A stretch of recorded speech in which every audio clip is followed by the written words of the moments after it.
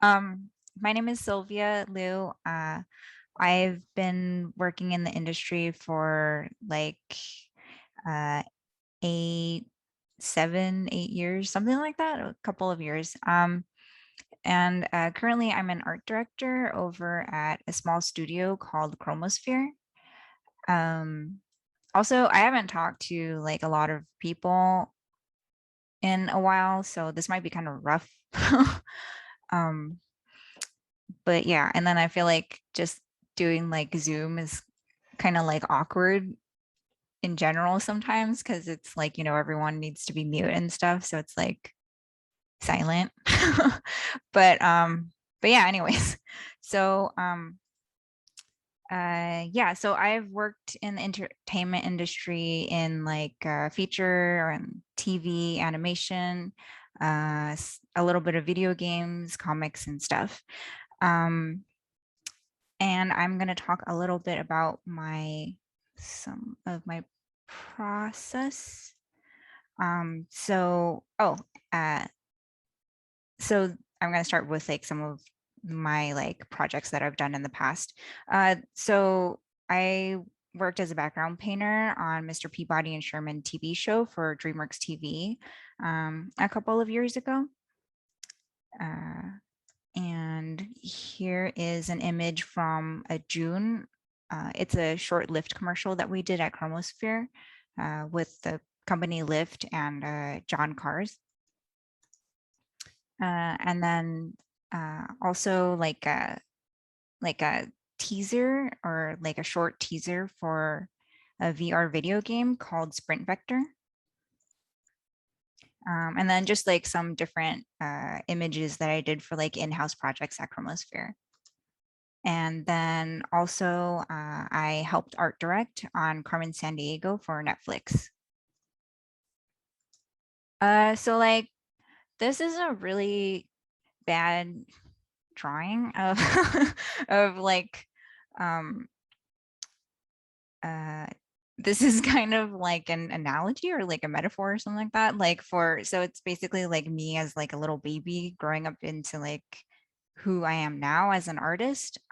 It's definitely a journey, and it I've realized that it's always going to be a journey, and it definitely has its ups and downs, emotionally, mentally, physically, and all of that stuff.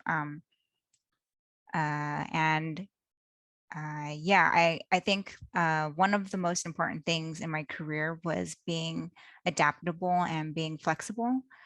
Um, being able to kind of like try to take on new different styles or like challenges and stuff. Um, so yeah, this is kind of like the evolution, I guess, or like a metaphor for it. Um, oh, oh yeah, this is a little bit about me. So that's like me when I was really young. Oh yeah, it's like really messy house. um, yeah, I've always really loved art since I was like super young, like a really little kid. I've always loved color, especially.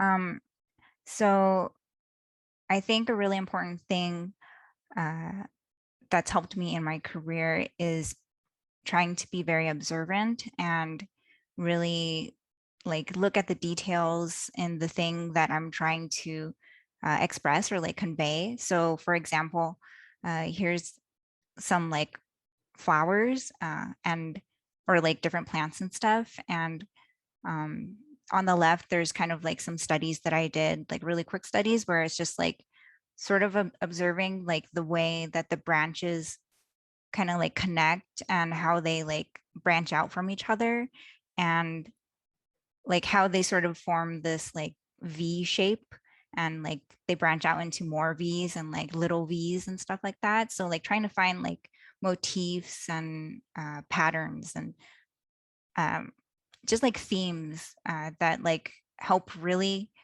like strengthen the details of like what it is that you're trying to uh, like draw, I guess. Um, and like also like different like how like the flowers like grow and stuff, and just just the way that like each thing is so different from each other. And yeah.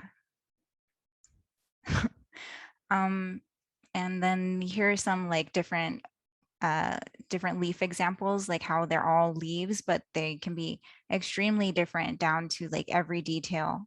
They each have their own patterns and like where like things branch out from, and what they like branch out into, and just the way that they form is very different from each other. And I think that being trying to be like observant of these kinds of things can really help in like kind of like specifying more of what it is that you see around you versus just doing kind of like a leaf shape off of the top of your head, and trying to and like looking at like many different kinds of leaves and kind of like broadening your library for that.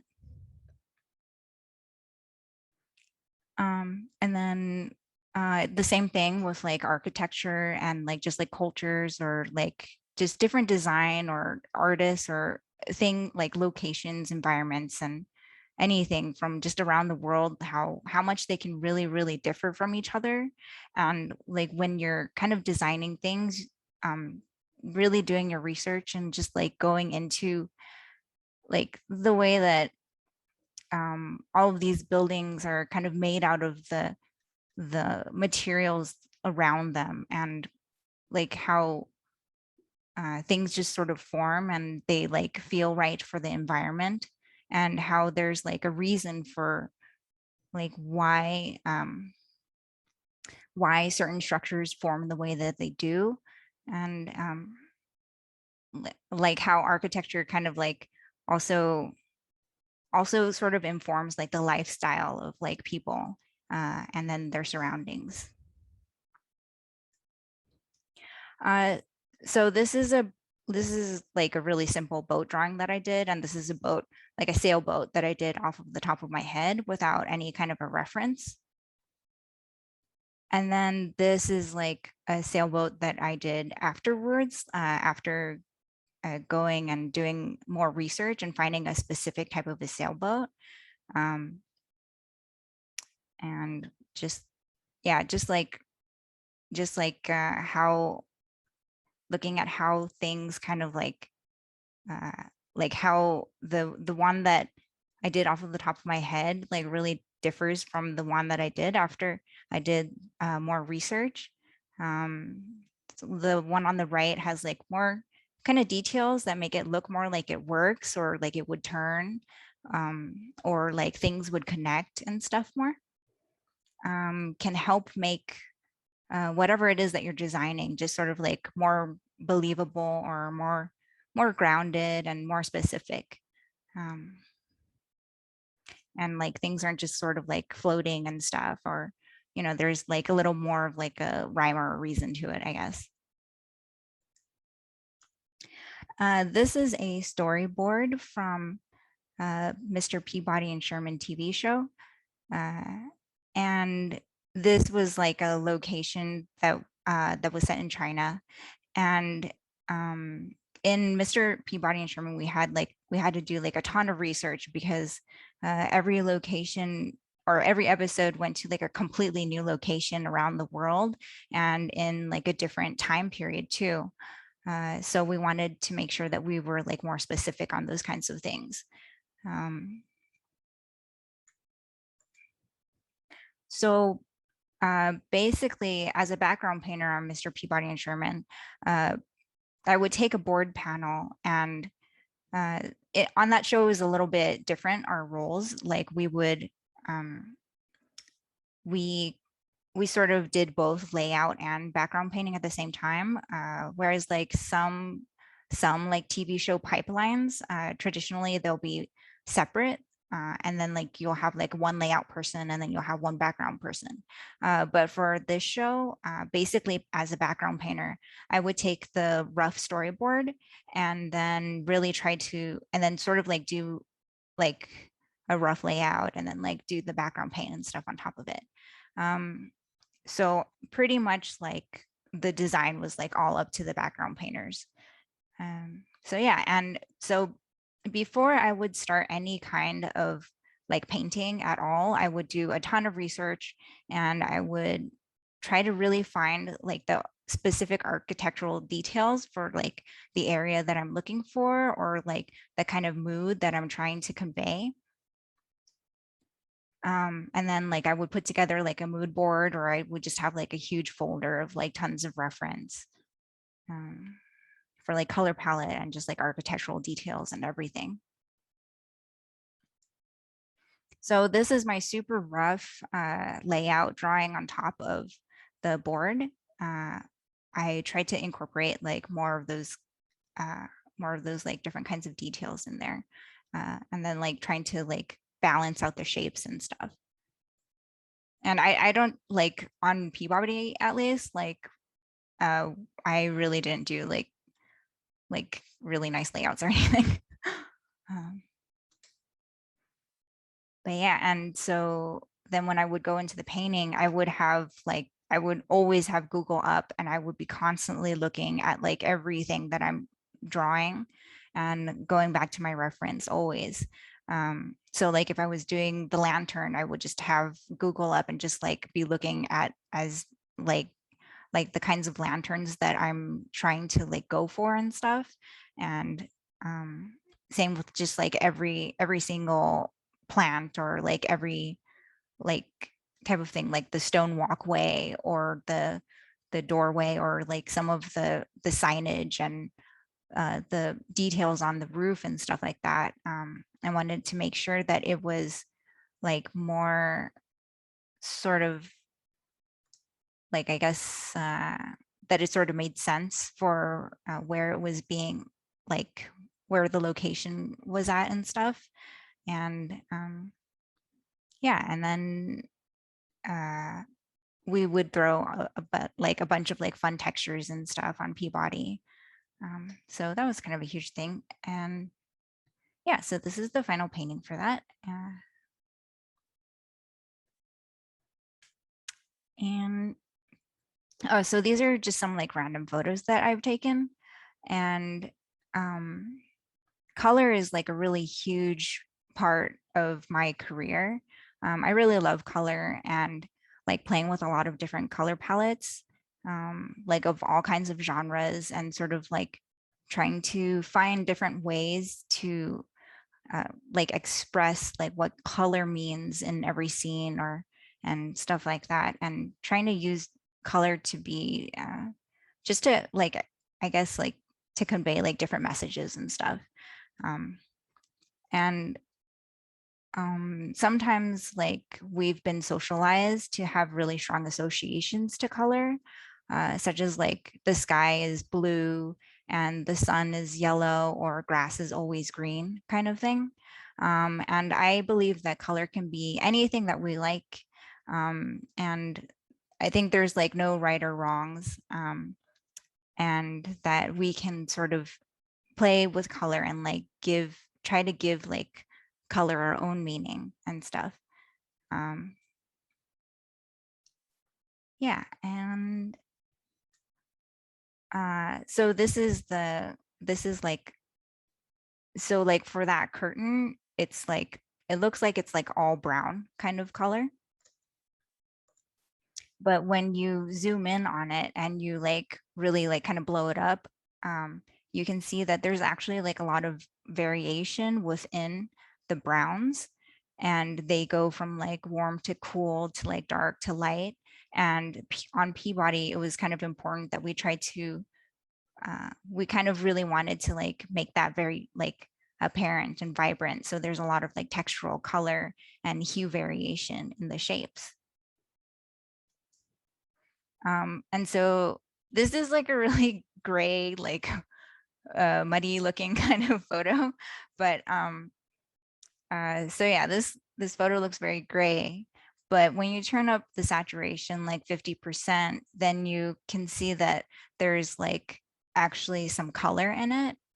And then turning it up to 90% saturation, there's actually a good amount of color that's like hidden within the grays. And that's like all just like different kind of color variations. So it's like grays can even be like warm grays, cool grays, and like so many in between. Uh, um, and oh, so this is a chart that like it it kind of shows like the color spectrum of the way that like how much like color that we can see. Some people can actually see more color than others, and some people, like a lot of people, or I don't know, a lot of people, but like some people's color can like really vary from person to person, the way that they view color. Like some people's green might be a little bit more warm versus someone else's might be a little bit more cool or something like that. Um, and yeah, like I said, like some people can see like ultraviolet rays or ultraviolet color and stuff like that, or just like have an even broader spectrum of color. And so this is an image from Lab of Misfits, and it's about color perception. So colors are all about relationships and like context. And this is kind of an example of how our brains process color. So in this image, just everyone like take a look in both of the images, like just kind of stare at the blue squares and just like keep your eyes on the blue squares. Okay, so yeah, so just keep your eyes on that. So actually, you guys might have seen this already before, but like the blue squares are actually gray and they're not blue at all. But because of the surrounding colors, your brain thinks that it's blue. So, which kind of means that like colors aren't always what you think that they are. And so these are like two identical, like weird looking dogs that I drew. They're completely identical. They're just like I made copies of them. The gradient is all the same and everything. Um, but then when you put different backgrounds on them, they look completely different. They look like they're like totally like they're not the same dog at all, or like not the same colors at least. Um, so this is just kind of an example of how uh, like just different colors like next to each other, and like the context of them and the relationship of them together can make things like so different. And so this is a snowy night, and it looks like it's all like completely orange, but the reason that you can tell that it's a snowy night is because you've seen snow before. And even though you know that snow is white, um, you can like we all know that like, you know, lighting can kind of change things, but like even in such dramatic lighting like this, you can still tell that it's snow because of the texture and because of the things that are surrounding it, like the atmosphere and everything. So this is a blue, this is blue. And I think you can't really tell what this blue is, right? Or like what it is because there's nothing on it. Um, but when you put clouds and you put sun on it, then now it's a blue sky. And then here's the blue again. And I think that color doesn't really have an inherent meaning, and that color is just one part of an image. And basically, color is just color. It's just a tool in an image, and it's really like what you do with it that matters. It's just one part. So here's the blue, and now it's a blue house with a sad dog. And then now here's like blue grass with a sad lizard. And then now here's an orange slide. And now this is an orange sky. Um, so basically, I just wanted to emphasize that color can be anything. And it doesn't have like sort of set in stone kind of meanings. And I would just encourage everyone to kind of like, play with color. And I think the possibilities are pretty endless, and they're a very useful tool for conveying whatever it is that you want to do in your art. Um, yeah, oh yeah. So on Peabody, like this was like this whole like hue saturation and like variation in color was very important. And one of the things that I would always do on my paintings was basically just take the same color from the base shape, and then I would like slide the hue saturation slider, and I'd keep the saturation and the lightness like the same. So then the values and the saturation doesn't change. But if you just kind of slide the hue a little bit, it gives that slight variation of color so that it still kind of feels like it's like the same, like it's not like way darker or way lighter or something like that. So that was kind of like a quick way that we would do that on Peabody, so that it wasn't like, oh, you had like, all these like really crazy colors next to each other, and then it would be like kind of hard to process. uh, so one of the exercises that I would do when I was in school, or like when I was learning for color, and sometimes I still do this like for fun. Basically, I would just take like one of the top 100 movies. Um, just like any of those movies generally have like pretty good color. And I would like really try to like look at them from like scene to scene and see kind of like the way that people like do shot design and like compositions and like the way that they use color. Um, and these are some screenshots that are from Fifth Element. Um, so this kind of color exercise that I would do was basically like I would pull this screenshot into Photoshop, and at the bottom I would open up my color picker, and then I would just try to like eyeball the color. So for example, here I'm like trying to do the background color, and I would just try to eyeball it. And I'm not saying like you can't like color pick or anything like that. It's just like this was just something that's kind of fun to do, like just to kind of like see like how much you can kind of guess, I guess. Um, yeah, so here it is, just kind of like color, or I didn't color pick. It was just like, so I would try to guess the color on my own and eyeball it, and then I would drop it like as a swatch directly onto the screen cap just to see how close that I get. And this sort of gives you like, oh, did I do that? Oh, right. Okay, sorry.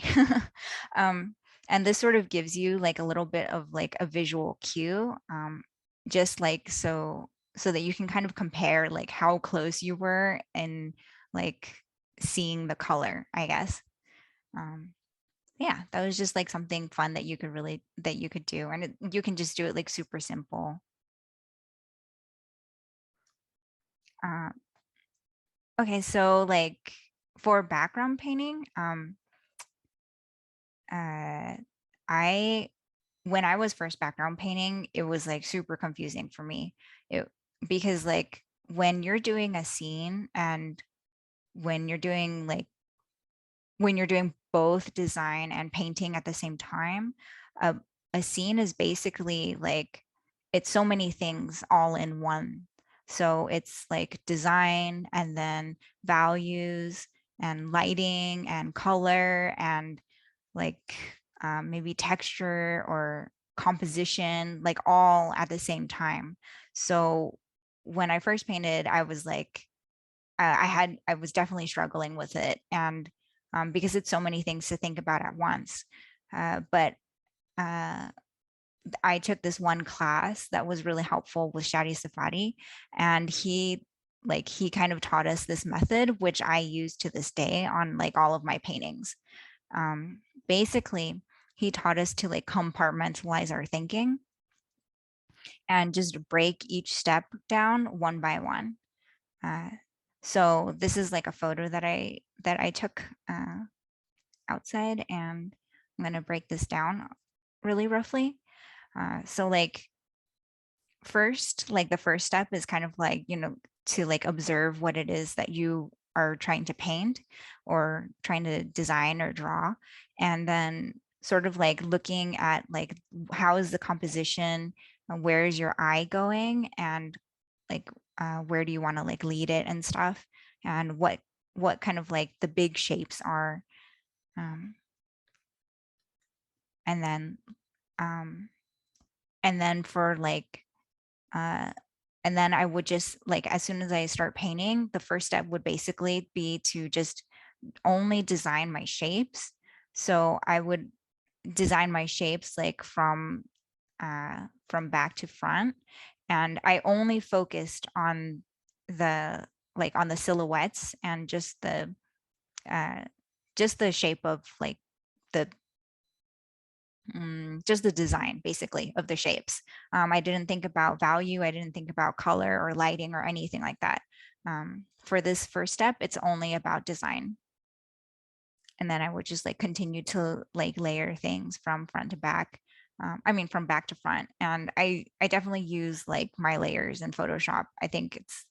Um, I think it's like really great for like production and just like editing and stuff like that.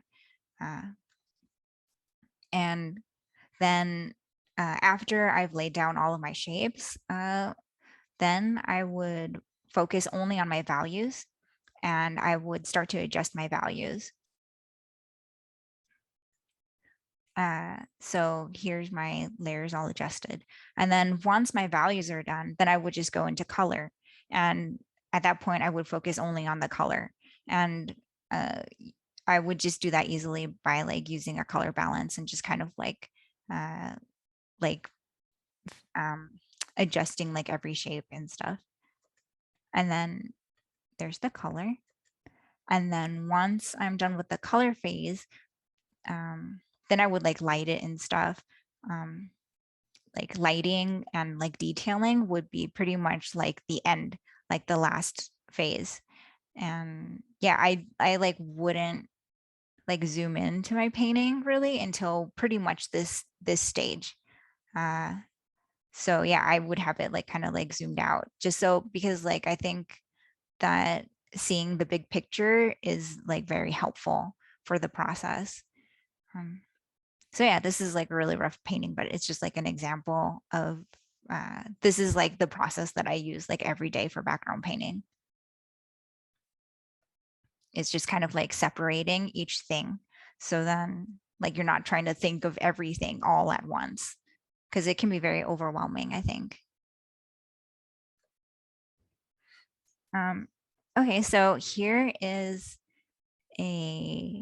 here's a here's a like a bunch of boards from Peabody that I pulled together for a color script.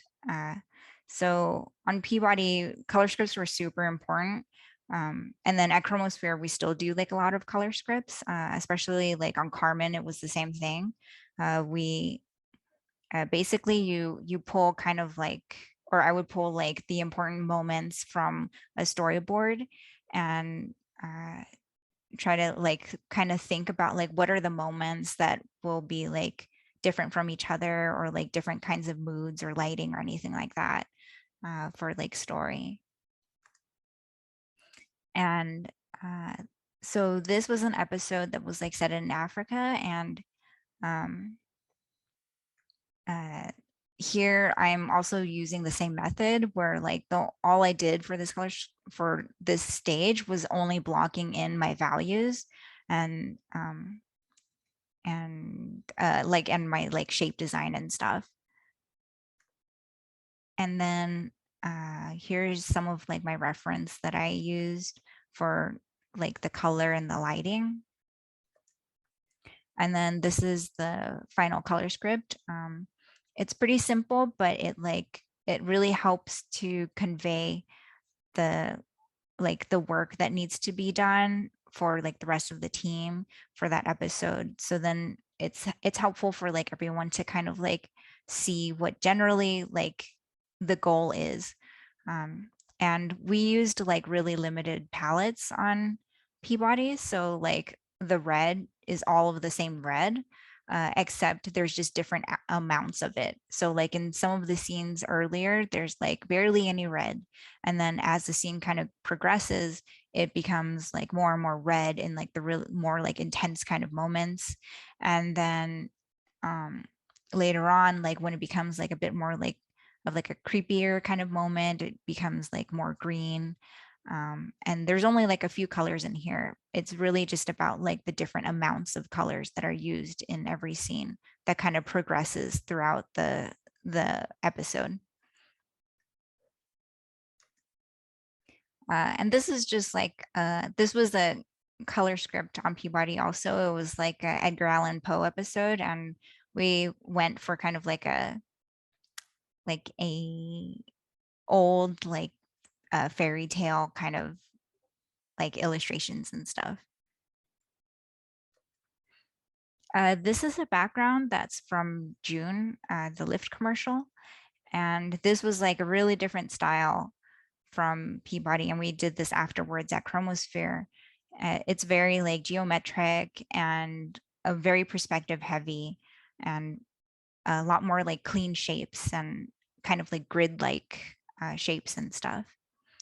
Uh, and it's sort of like it also kind of like all the different shapes and like colors, like trying to balance all of that. We also were kind of, it was also kind of going for like a kaleidoscope kind of feel, I guess. But then like not too overwhelming where like every color is like so different from each other. um on so on June we used, it was based in Chicago, and we were using a lot of the actual locations. So we wanted it to be a little more like specific or like kind of accurate. So I would go into Google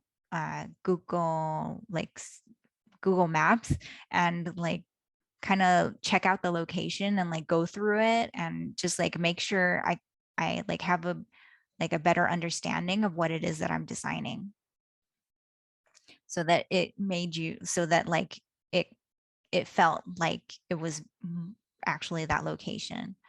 Um, and yeah, this is like my rough drawing for the scene that I was going to be doing. And this is the painting that I did based off of that, like that Google search and a lot of the photo references that we had and stuff. This is a mood board that was for the Sprint Vector VR teaser. Um, it was like the Sprint Vector is like this crazy kind of like racing game where like you race to the death, and like it's very wacky and wild and like with like aliens and like twisted kind of like personalities and stuff. And we really wanted it to feel like kind of like a crazy disco party, I guess. So it's like got like 60s psychedelic and it's very like funky and poppy. And then here are the storyboards that were done by Asong. And then this is my color script based off of Asong's boards. We really wanted it to feel like very vibrant and just like you're in like a crazy kind of club sort of thing, and with like these like weird angles and stuff to make you feel like there was a lot of speed happening and like the characters were stretching and stuff like while they were racing. These are just some like color keys from Sprint Vector. We went through like we went through like a couple of different design styles. Like first we on the left we kind of tried like a very like much more graphic kind of approach, and then we sort of felt like we wanted to do something more organic to so that we could like feel, I guess, like the warping and the speed more. Um, yeah, and then we experimented with like lines and stuff like that, with like the lines coming off of the characters and like while they're like running and stuff. And then here is a final background or like a scene that was for that trailer. It's very like warpy and like fish islands kind of thing, and like we really want it to feel like, oh, you could just feel like the action like kind of coming towards you. Yeah, so yeah, like I was saying earlier, throughout my career, I think that being adaptable and flexible has been very helpful. And this is here like some images from a couple of different shows and movies, and they're all extremely different from each other. And um, but each is very good in their own way and really has like their own style. Um, I think that there's not really like a right or wrong. And as long as you're trying to serve the story with your design and your visuals, then I think there's like so many different ways that you can do something. And um, yeah, all of these are very different, but uh, each one has its own point of view, which I think is very important in terms of trying to design for like a specific story or a new project. And then these are like a couple of images from like different Peabody episodes. And like each episode really looked like each of those images and the whole thing. And each of those styles that we came up with were very specific to the kind of story that we were trying to tell. Mm. And I think like also um, another thing about like being adaptable and flexible is like there's so many different ways of how you can go in your career and like so many ways that you can direct it, and it can seem very overwhelming and daunting at times because we just have so many choices. And sometimes it also seems like we don't have any choices. um, but yeah, so like sometimes things may seem like they're positive or negative, and you'll look back sometimes and you'll feel like, oh, it actually kind of worked out that way or whatever. Even if at the time uh, it feels like it's not working out or something. um, but in terms of being like flexible and adaptable, there were definitely times in my career where I felt like, as I was growing as an artist, uh, there's so many amazing artists that really have like their own unique and like really specific or strong point of view and like their own like style. So definitely like being more kind of like having a more like adaptable kind of career, like as an artist, sometimes I would feel kind of like, oh, like I don't really have my own style and I'm just kind of working on like other people's style and stuff. Even though like I enjoyed it, but sometimes, it can be confusing as an artist. Oh, and this is like a really rough drawing, but it's like it's Instagram or like it's like social media kind of thing. Um, Basically like I think that social media can be a really great tool for connecting people instantly and like having like kind of being able to share your work and stuff. But at the same time, uh, sometimes when you're trying to find your own way, it can be, it can be kind of like, how do I say it? Like scary, I guess, or like, yeah, just kind of scary or like just confusing or something like that to like be seeing so many amazing people all at the same time. It can be kind of emotional, I guess, when you're trying to grow yourself as an artist. Um, and uh, I think that although social media can be a really great tool, it can be also be like difficult to not compare yourself to other people. And um, I think over time, I sort of like realized that I shouldn't compare myself to others because I'm not them and they aren't me. And every single person has an entire world inside of themselves. And they're all like, we all, like a lot of us can relate, but at the same time, there's so many things that we also can't understand about each other.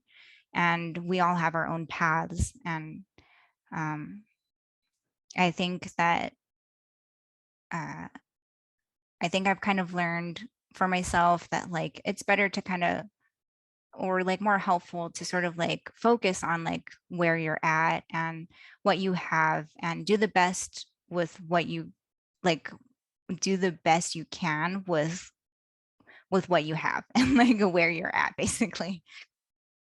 um and sort of like focus on your own progress and to grow better as an artist in your own way.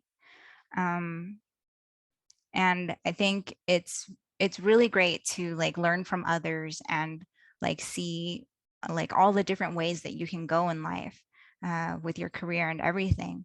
But I also think that it's important to try to bring yourself back and try to view all of this information that you receive as like as like sort of like sharing instead of a competition, and like sort of like comparison and stuff.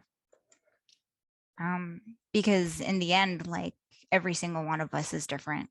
um, and uh, I think just trying to not be so concerned with like standing out and just doing the thing that you want to do because you just want it to exist in the world.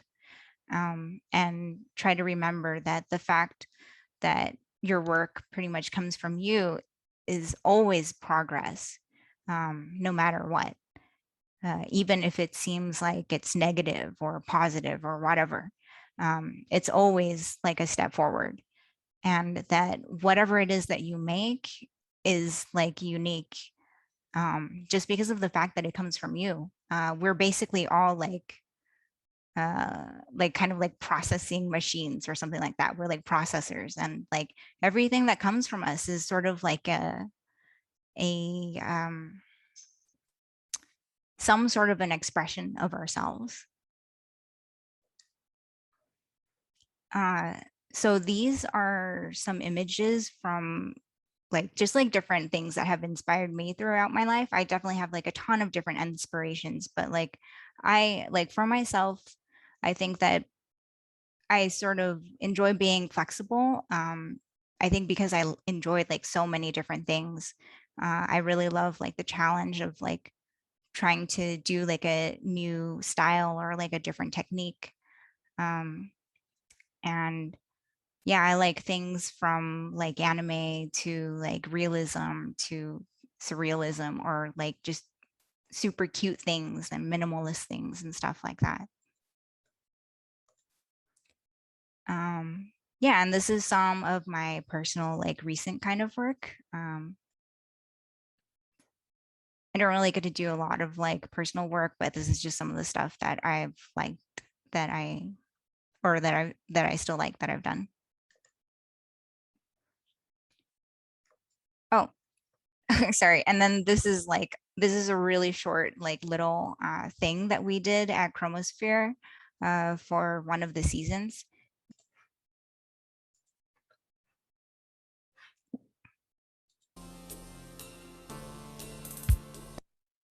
Oh, pause. Sorry.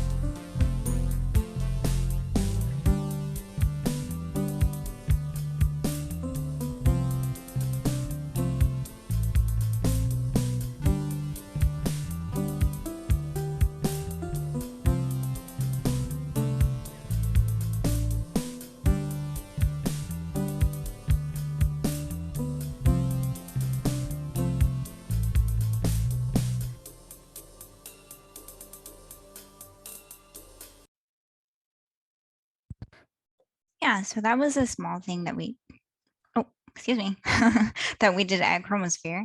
Um, yeah, and so, okay, so after that, this is a really bad drawing of, um, this is kind of like it sort of means like, basically, we all see the world in our own way, and um, just try to, you know, like, I mean, it's all going to be a journey for a very long time. Trust me, it's not going to end. um, so just try to enjoy it and learn about yourself more and learn from others and share, like, and try to share like whatever it is that you want. It's important for yourself and it's important for other people. Yeah, so thank you.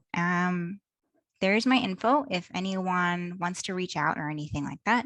And we can start like chatting or like questionnaire or anything like that. Yes, we actually have some Q&A up right now. I can read them off for you if you want. Okay, yeah. Yes, the first question is from Evan. He says, or they said, regarding the direction of the art, do you paint over storyboards to set the mood, or do you try and establish the direction beforehand?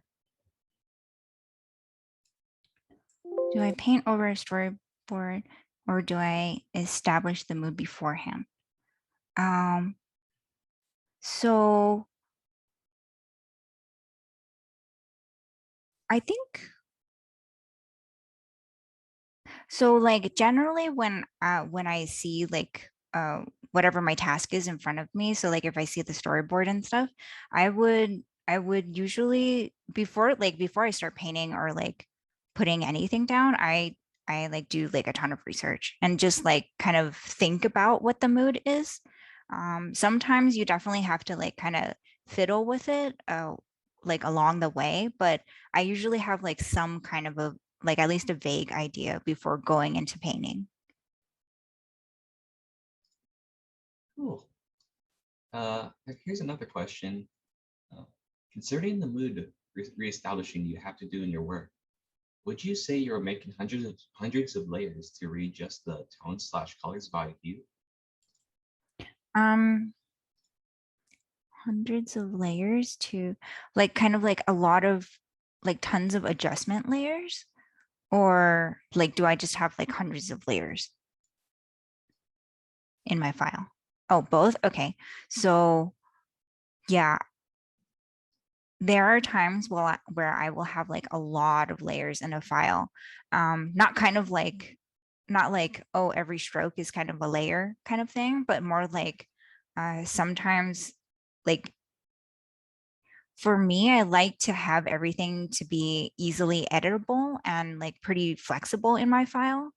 Um, and my files are not very organized. I've seen people who have like really organized files and they like organize it the entire way that they're doing it. I usually organize my file like afterwards.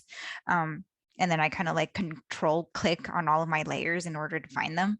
But yeah, I will have a lot of layers because I like to keep all of my objects separate.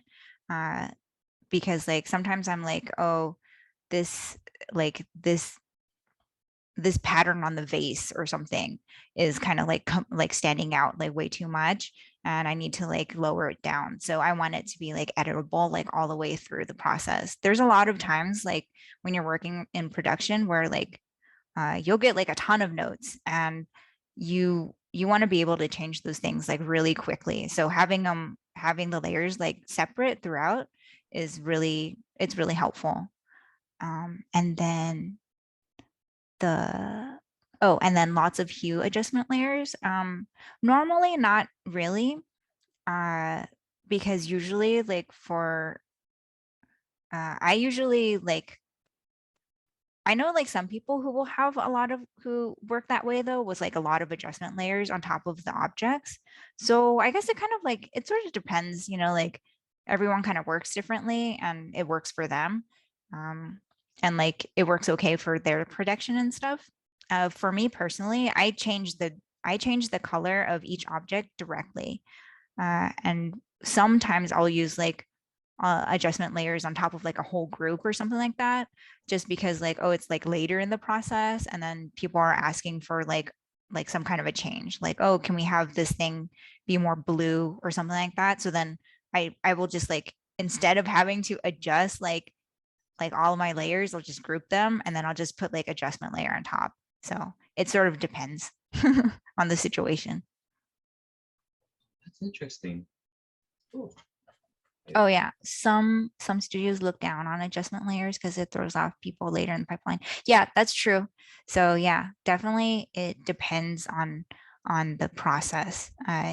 Usually, like sometimes shows can be like more disorganized and some are like more organized. So but generally, when you go on to a production, like hopefully they have kind of like a streamlined way of how you organize your files, and it makes it easier for like every single assignment that you do for the year or whatever. Hmm.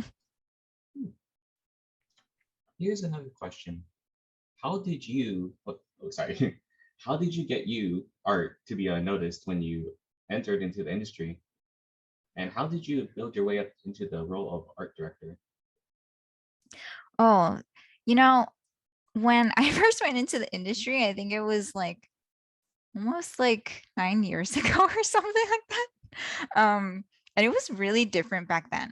So, okay, I'll paint a picture kind of like when I first came out of school, um,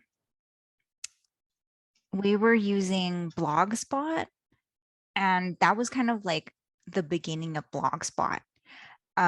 We didn't have like Instagram or anything like that yet.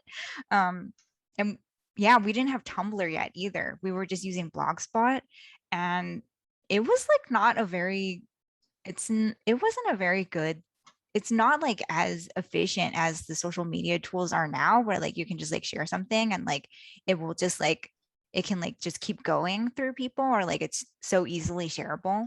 um and so but I so like definitely social media is different now, but I still kind of think like the I guess like making the connections is still kind of like similar, where you kind of like, no matter where you are with your art, because you'll always be learning, like always. And there's going to be like, probably it depends on everyone, but like there's going to be times where like you feel really down about your art, you feel like it's not working, and like it's, you know like it'll feel like it's forever or something.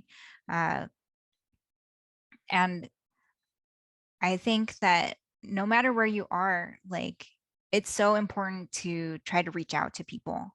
So for me, I just like, I would email people, like artists that I really looked up to, even though I didn't know them. And like if people are like, they're not busy, they'll like answer you and stuff. And generally people in the industry are like, they're pretty friendly. Um, and I would just say that, like, anyone that you're interested in their work or you'd love to learn more about, like definitely email them or like reach out to them. Um, uh, yeah, like that's also like some of how I would get like my internships too. I would just like ask them. Yeah. Um, yeah, I would just ask them like, oh, do you need anyone or something like that? Like, because the thing is that like it does seem like, oh, there's so many people, but at the same time, the industry is actually really small. And when when you reach out to people, it shows people that like you want to do it, like you're interested in it. And like the thing is that even if it doesn't work out when you reach out with to people and stuff, the like if you're just interested at all and then like afterwards you sort of feel like, oh, you're actually not really that interested, that's fine. um it's good as long as you sort of like learned something from that experience. Um, so yeah, I just think like, um, just like try to try to reach out to people and, be polite about it. And people love to it might be kind of scary. Like I know some people, it can feel kind of like scary to like talk to people that you don't know, like you don't want to bother them or anything like that. But like don't worry about it, because if people aren't, if they're not able to answer, then it's okay. It's not a big deal. But there are going to be people sometimes who they can't answer, and it can be really helpful. Um, and it sometimes shows people that that like you're really interested. Uh and people love to it's so nice when people like contact you. You're just like, oh wow, like some people feel like there's something they like want to learn from you or something like that. I think in general people feel pretty flattered, I guess, like when they get contacted. So like you don't have to worry about like bothering people or anything. Hmm. Wait, did that answer their question? Oh, There's a second question. Okay. It's how did you build your way up to the role of art director as well? Oh, okay. Mhm. Um, so getting up to art director. So I think actually becoming art director, it's pretty important, uh, all the experience that you gain before that. Sometimes there are very rare cases where people go like straight into art directing, and it can be really, really difficult for people who are like just like fresh out of school or like younger to like art direct, and it sometimes doesn't always go super smooth. Um, uh, and sometimes it does, which is lucky. But I kind of think that like be becoming, because like there's sort of like a difference between experience and like I guess potential or like talent or something like that. When you become an art director, there's a like, depending on the production you're working with, like if you're going to be in like TV or a feature or anything like that, at least just in the industry, like you're not going to be doing your own thing. You're going to be working with like a ton of different people of like all different kinds of perspectives, and everyone wants to try to like either share, like do their part, or like strive for something that they think is going to be good. So like as an art director, it's really a lot about like kind of like being able to communicate with like a lot of different people, and also like understanding how the pipeline works, and what it takes to be in every position, so that like whatever it is that you're asking them for, how long it takes to do that task, and what kind of a skill it takes to do that task. So uh so yeah, like so before I became art director, I went and like I definitely wasn't kind of like, oh, I'm going to be an art director someday. I was just sort of like, oh, I just really need a job. Cuz like I was like like I just needed job money. um Survival. But for yeah, I just kind of started like interning, and tried a few different disciplines. I tried a little bit of like prop and a little bit of character, and I fell into background painting. Um, and I really specialized a lot, I guess, into like background painting and color and lighting.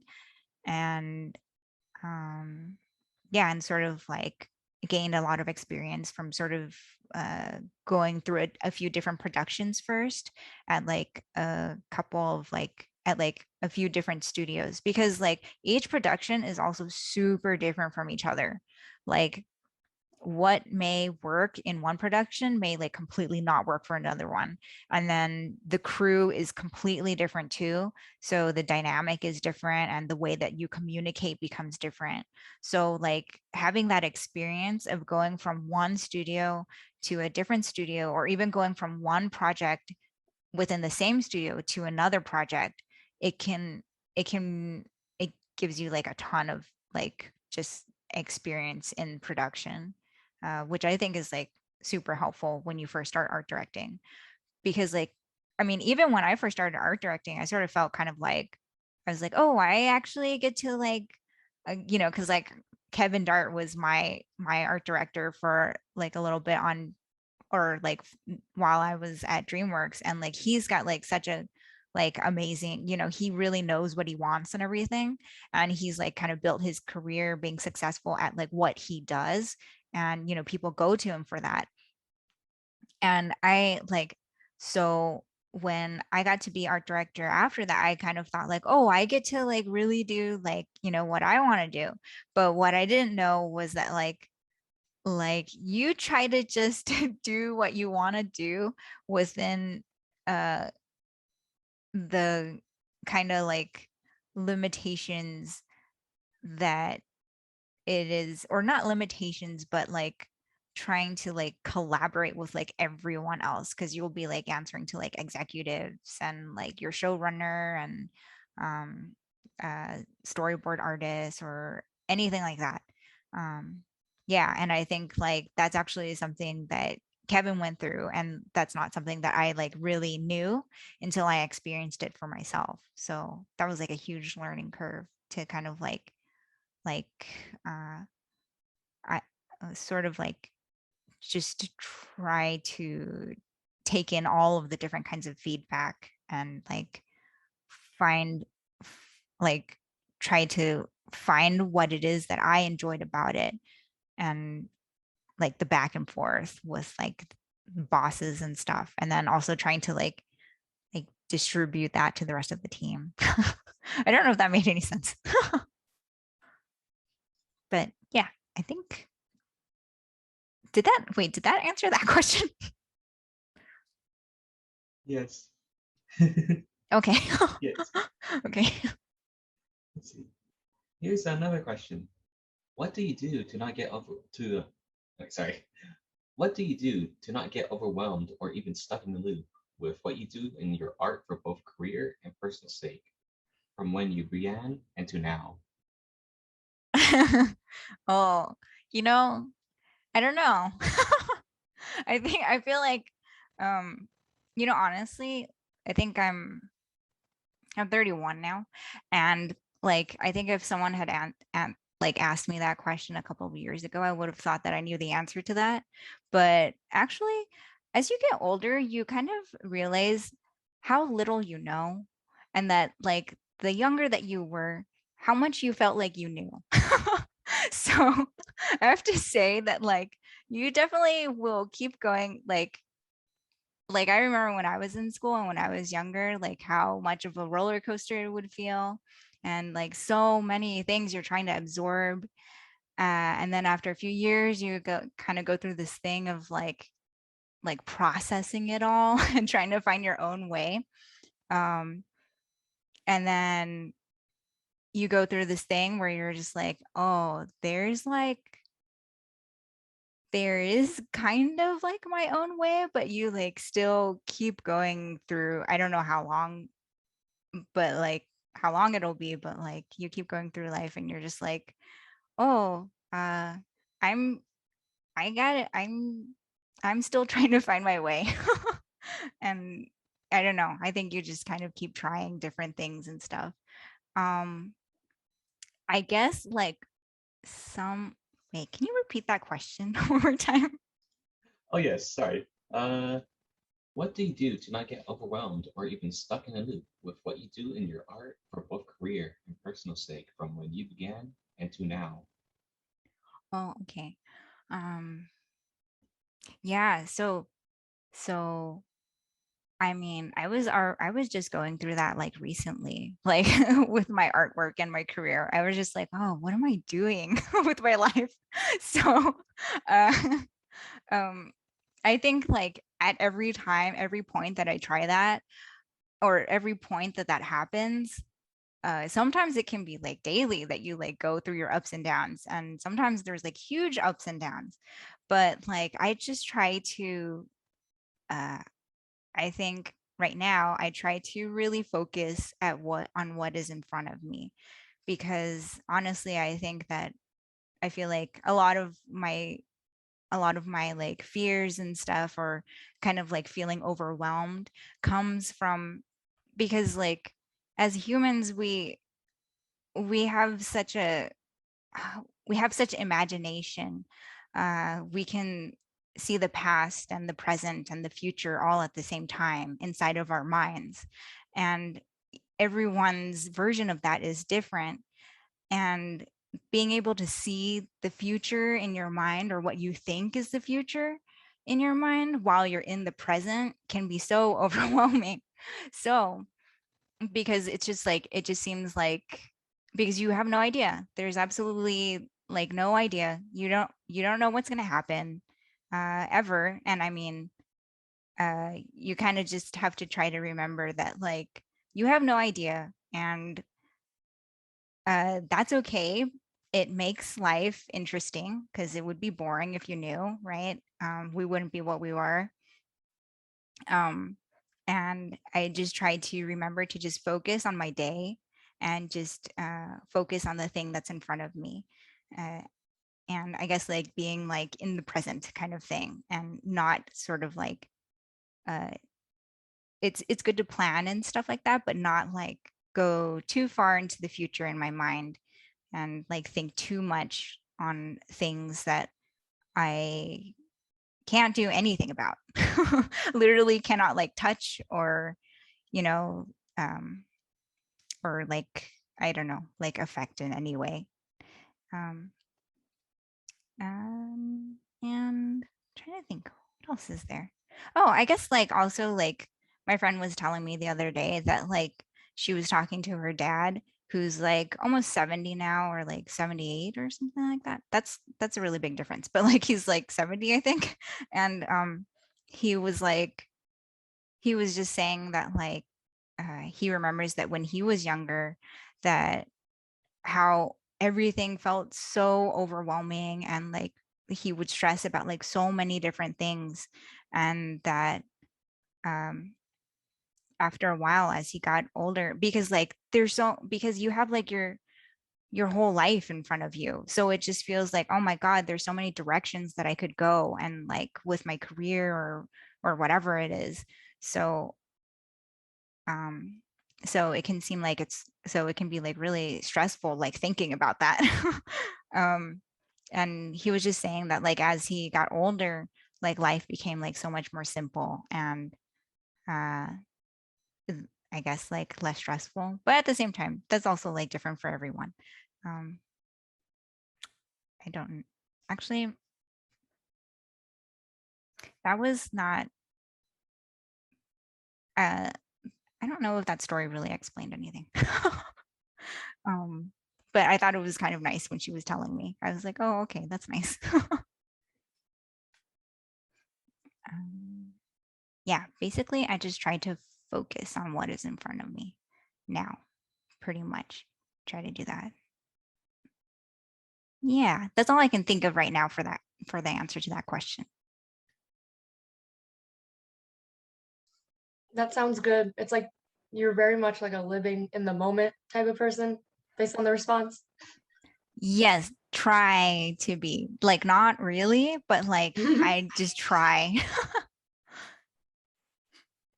Yeah. I have another question from Josephine. She asked, what is your favorite project that you worked on so far? Mm, hmm. I think what I I feel like is pretty important for like my career now, or like how I want to be using my time. So I think before I felt very like ambitious about like kind of like trying to do my own thing, and like uh making something of myself, or like knowing myself or something like that. And now I think in terms of career, like I actually really enjoy uh like having a crew that I really like working with. So the people are very important to me. Because I mean, like we're not all going to be, creating Evangelion or something like that, or like, some amazing show. And I think like, because, like I mean, like all of those amazing creators, they kind of like, they have such specific paths and stuff. And I feel like for myself, like I don't have something really specific like that, uh, career wise. So I've actually found that I just really love like working with people that I just like enjoy being around. Um, I've definitely worked on like productions like where not everyone, like it can be like kind of like dry or something, like kind of like, oh, you just go in and it's just sort of work kind of thing. And then other productions where like, oh, the people you work with, like you really get along with. And that's actually like a huge thing for like, I think people when they're recruiting in general, is that like the personalities of people like really matter, I think. Um, so my favorite, oh, that was a long answer, sorry, but my favorite uh show so far, like personally, like I had a lot of fun on Peabody, the Mr. Peabody and Sherman show. And I just feel like it kind of shows in the work. It was super fun in general. Like that show was just like very lucky. Most of us didn't know each other, but from there we became like really, really good friends. And it was basically like you were just hanging out every day. Uh, and that doesn't happen very often.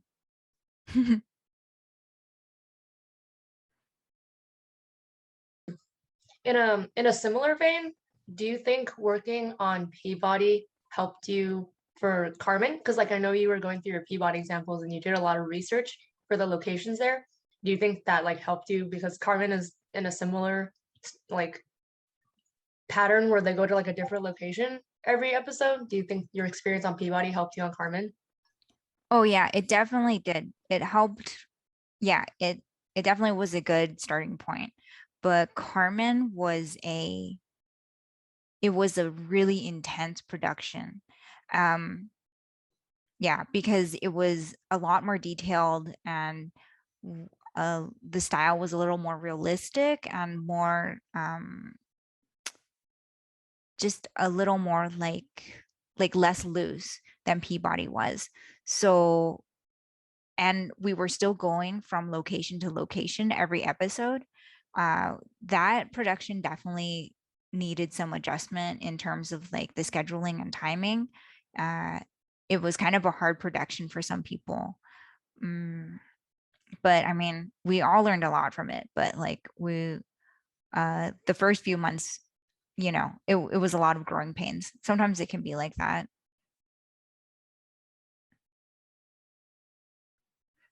Um, Cool. Someone asked, like whoever is the anonymous attendee that asked what was the process to become an art director. Sylvia answered it earlier, so hopefully you caught that. So I'm gonna dismiss this question. Um, but Emmanuel asked, I don't know if this has been answered, but how long have you been drawing for? And when did you kind of like find your style? um, oh, sorry, I was just like reading the chat. um, I started drawing since I was like really, really young. When I kind of like knew not everyone is like this, so don't worry about it if you're not or anything like that. But like, because like I know a lot of people who start like really late and they become like so amazing. Uh, and yeah, so I started when I was really young. Like I went into like coloring contests and like drawing contests and stuff. And like in when I was really young, I knew that I wanted to be an artist, but I didn't know what kind yet.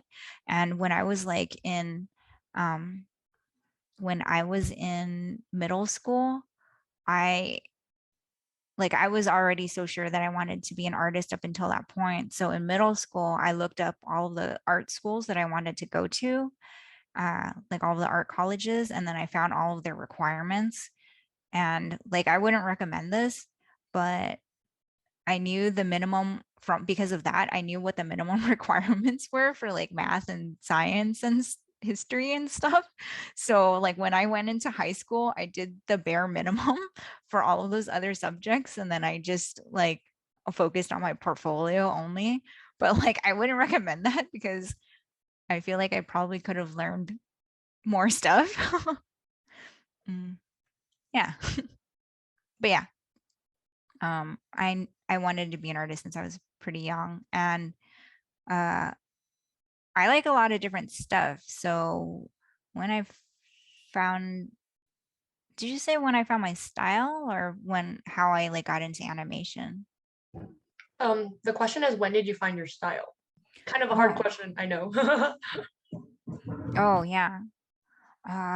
For me, I don't really feel like, I mean, I guess I do have stuff that I like. I don't know if I have a really strong style or not, but like, I mean, I do feel like there's times where I can make things that I like, I guess.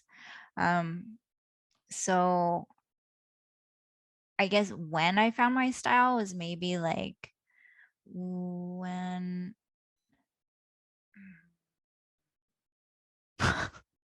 um maybe after a while of working, like after a couple of years of going through a couple of different productions, because I went through like uh going from like being young, like and going through like art school and like different productions, I learned to do like a lot of different styles. Like did like tons of like master copies or master studies. And I learned from like Kevin Dart and also learned from like Jeff Turley and like, other video game artists like Shadi Safadi or something like that. And um or like Kang Lee and stuff. And like so I kind of like I think I sort of just try to like sponge everything up for a long time. And um and then I think after just like a while, like maybe getting into Carmen or like after Carmen, I felt a little more like I was doing more of my own personal stuff. Uh, but I don't think like I really feel that way yet. Like, because like I don't feel like I've done a lot of personal work because I'm always like working and stuff. There's like people who are like working and doing personal work or like and I'm just like, wow, they are like they're like machines. I'm like, oh, they have so much like strength because like it can be so tiring to like, I mean, I feel like maybe you guys might know this a little bit, but like just to like sit in front of a computer and like have to sit in front of the computer for like 8 hours a day is like it can be like super tiring. Like if I sat in front of the computer and I'm like playing video games, I'm like, oh yeah, this is, like I have so much energy. But like when you're like trying to like focus and like work the entire time, it's like it's tiring. So it's hard for me to do personal work. Um, but hopefully someday I'll do more. I would love to see more personal work. I enjoy your Thanks. stuff a lot. Thanks. Um, Summer asked, out of all of your jobs, which was the one you were most excited for? And how did you manage to find slash apply to it? I think you might have touched on it earlier, but maybe you could go more in depth. Oh, wait. Sorry, could you repeat that? Did you say internships or? Oh, no. Out of all of your jobs, which one was the one you were most excited for? And how did you manage to find slash apply to it? Oh, okay. Well, I think my first job that I was very excited about was the Mr. Peabody and Sherman TV show.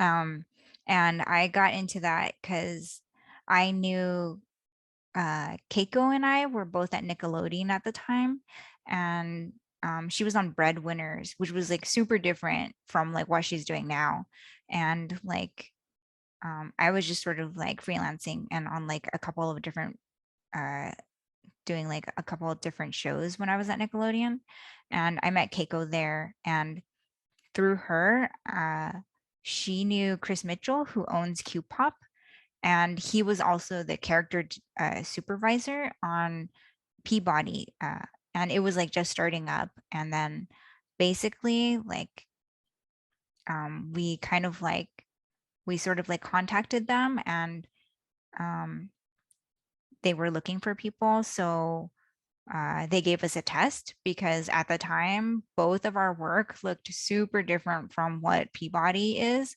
Um, like at the time, like before that, I was sort of like gearing my work towards like other kinds of productions, like Disney or like some other types of like feature and stuff like that. And I think Kevin probably looked at my portfolio and he was like, huh. Like didn't know if I could do it or not, probably. But luckily we took the test and they let us in.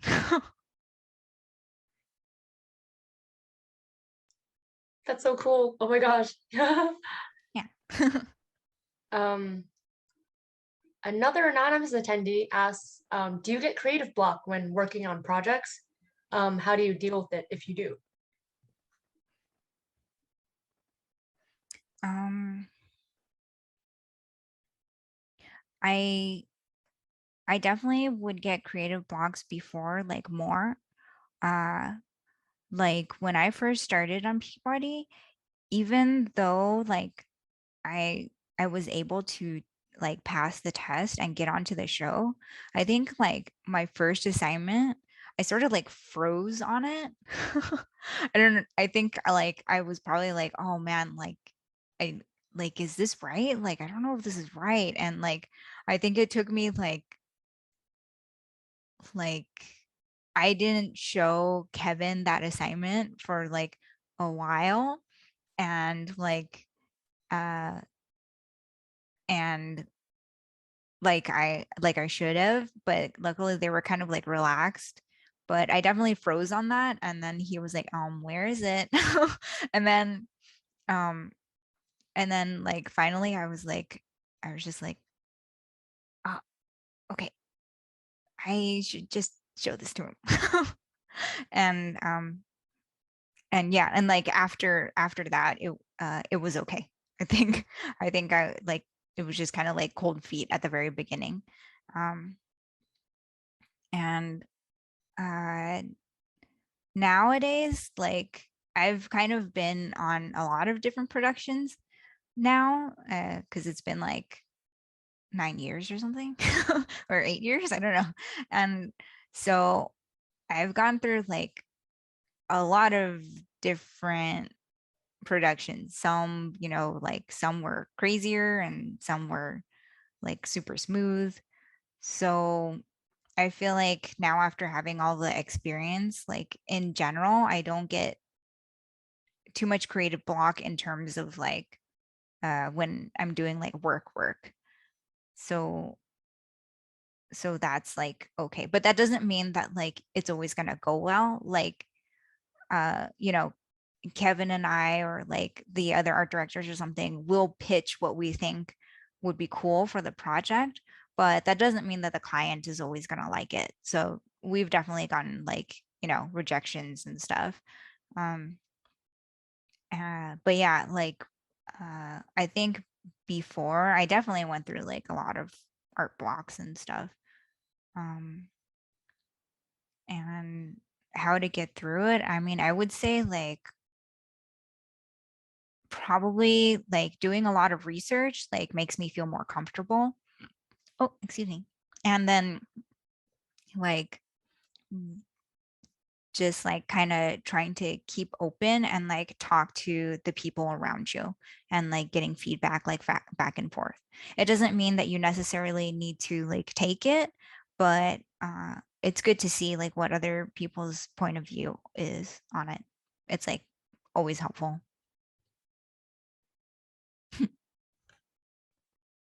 Cool. Thank you for answering that. Mhm. Another question we have is from Evan again. Would you consider yourself a workaholic? or like high functioning when stressed or given assignments? Workaholic, high functioning when given assignments. Um, I do think I'm a workaholic right now.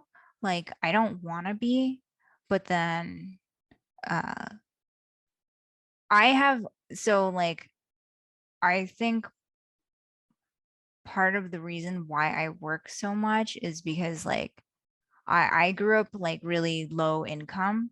I wasn't able to finish school. So because it was way, way too expensive. Like I went to art center for like a little bit on like scholarship and like low income like grants and stuff like that. And uh those kind of ran out because art center is so expensive. And so and I was just like, oh my God, what am I gonna do? And like um I pretty much had to take care of myself like financially. So uh yeah, um and then like my parents aren't very good with their finances and stuff. So I've really had to like help them a lot with it. So I that's why I work so much right now. Um yes.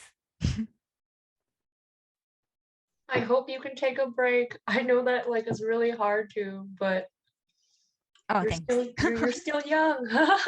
Oh yeah, I know. I'm like in my head, I'm just like, oh, like I like see other people like around me. Like sometimes they're like going off and like, you know, like traveling and stuff and like having fun. I'm like, oh, that's so cool. Like I'm happy for them.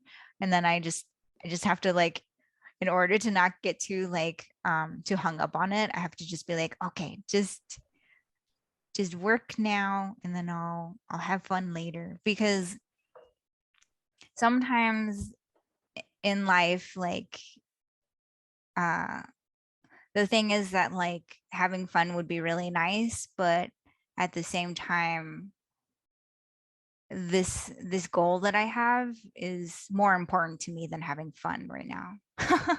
so so it's sort of like something that I need to do, I think, for myself in order to I don't know, like live my life, I guess.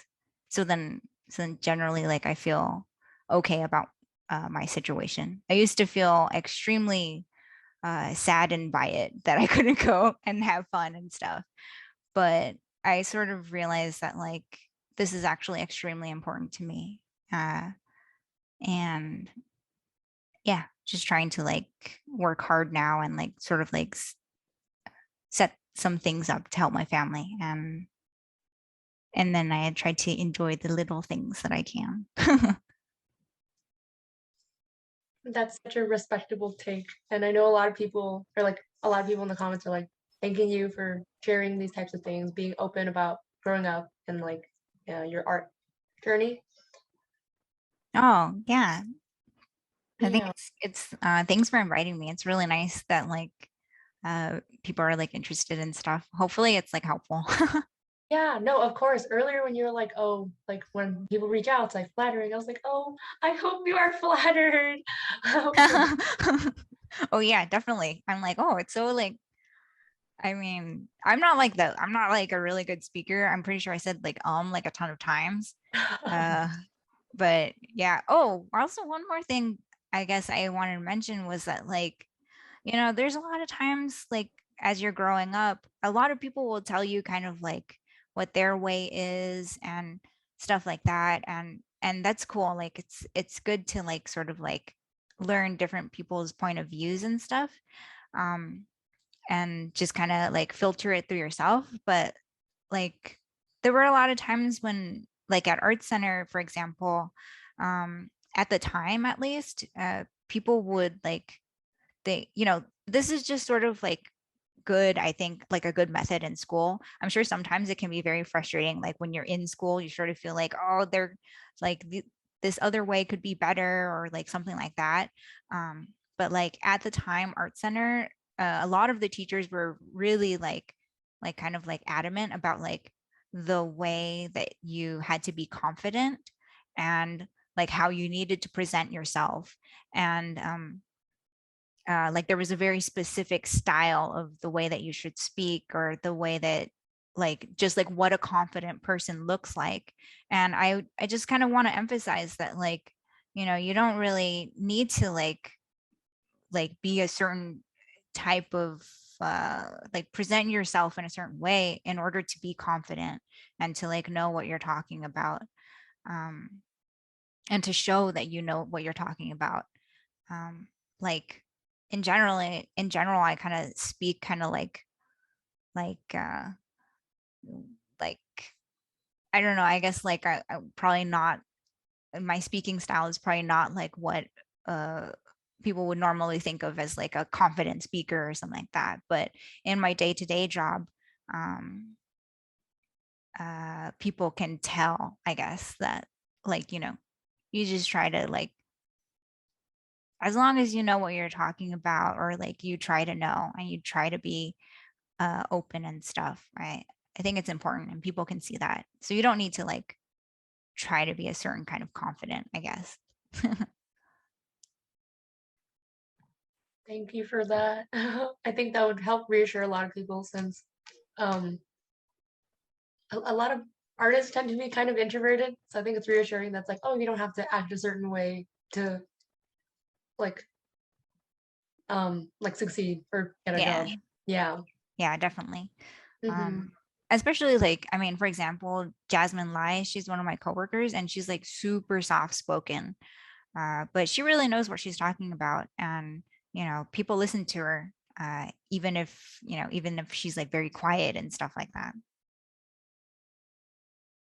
Hmm, yeah. Yeah. We have a question from Amy. She asks, what hobbies do you enjoy outside of work that help invigorate your passion for animation? Oh, my passion for animation. Oh, so yeah, definitely invigorating. Okay, invigorating passion for animation. Definitely, I think that actually a lot of great inspiration comes from being outside of animation. So I I do look at a lot of like animation artists and what they're doing right now, but I think it's so important to sort of pull from your own experiences or like look outside of animation for inspiration. Um, like any kinds of amazing artists can be like applied to animation, like even stuff like Picasso or something like that, or Van Gogh or something like that. um but okay, so things that I do outside of work, I try to take walks. I like to hike, and I have I have my dogs, so I'll show you. I'll show my dogs. Um, Oh my God, live dog feed. oh yeah, here's Oh, Oh, that's so cute. yeah. She kind of looks like a frog, and she always looks like this. Is she always looking up? Yeah, I don't know why. She's just like confused, like she was sleeping next to Oh me. my God. Oh, I think should be one more. Uni, come here. Oh, and then here's one more. This one. oh, This one like doesn't Oh my even. gosh. It's like a plush. A frog and a plushie. Yeah. So cute. But yeah, I have my dogs, and then I also play a lot of video games, and then I try to read, but I haven't really read much. It's pretty much it. Oh yeah, Muppet. Oh yeah, Gremlin. Yeah, yeah. Oh yeah, she's kind of like a Mogwai or something. I think from that. Yeah, yeah, Gremlins. That's it. Yeah, I can do a demo. No problem. I mean, I don't really have. Yeah, I mean, I don't know. I don't have anything to do, so it's fine. Okay, do a background, funny little character, color light choices to a setting for an old show you worked on. Maybe something simple that you have permanently burned in it. Also interested in how I pick color. Okay. All right, so let's see. I I think maybe I'll try to do like a quick color key. Let me see, where is, and like my color key process is generally like, it's like my background process too. So my color key process is a bit more rough because I don't really need the layers. Mm, That works. Yeah. cool. And I will show you a, it's loading right now. I'm gonna show you a like kind of mood board that I put together for a different project right now, which is like NDA. Um, but this is just sort of like some of the references. Uh, and then that is going to be like what I'm working off of. Actually, maybe I might share my other screen because it's like, Yes. It's a huge spread. yeah. So, like, so when I say I do like a lot of reference, I usually do like a lot. There's this awesome program that I learned about this year that's called Pure Ref, and it's really it's like so great for like just dropping images in, and you can like you can zoom in on them as much as you want, and like zoom out, and then you can like organize all of your files too. So like you can just like grab a ton of images off of like Google or like from a folder or whatever, and then just drop it in, and then like it'll organize it for you in kind of like, I guess like it tries to do like an efficient way or whatever. But yeah, this program is like super nice. Uh, yeah, so I just use PureRef, and so this is a board that I put together a couple of weeks ago on a different project. And basically, I wanted to do a style that was like, so the project itself, I'll like sort of vaguely describe it, but it's very like, it's very whimsical and kind of magical. And um, it like takes place like in a very small like village or like town kind of thing that's like by the ocean. Um, and we wanted to give it kind of like the like specifically like a setting that was a little more like sort of like cottage, like English cottage and stuff, with like a mix of Victorian and some Spanish like style homes and stuff too. Uh, so I put together this mood board for basically what I felt like would be a really fun style to do that would like suit the story. I so there's a lot of references from like just like different artists and like animation artists and stuff like that. And sometimes when you're making a mood board, like I I actually originally I actually was wanted to use a lot of these kinds of images, uh, like very, very old English or European kind of like folk art and stuff like that. Because you know, like everything sort of like our inspiration, like everything is like a take on like something else before it. And I really wanted to go like even more like very old illustration and like whimsical and stuff. Um, Even though I didn't think that it was going to look like this, I just wanted to pull from like some of the shapes and designs from it.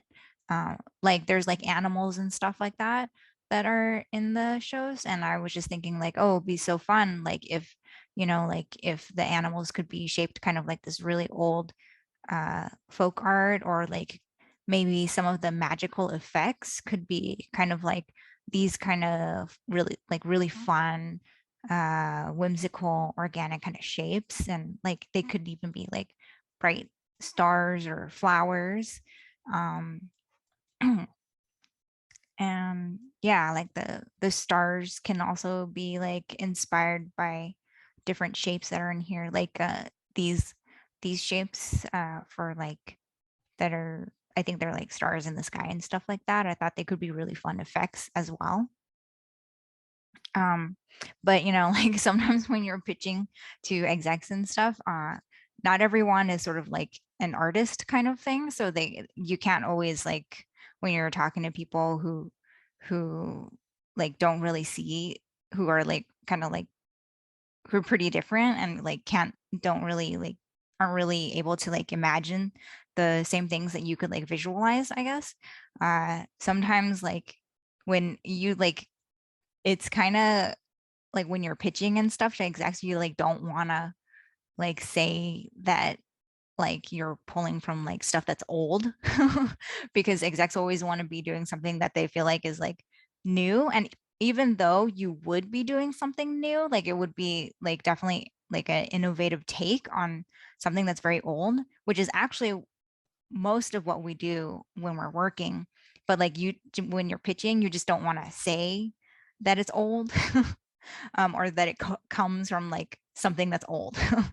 So I put together another board that I felt like has a lot of inspiration that kind of comes from that kind of stuff, but is sort of like a more like newer or like a little more modern kind of take on it. So yeah, that's what this board is for. And then I'm going to share my Photoshop screen.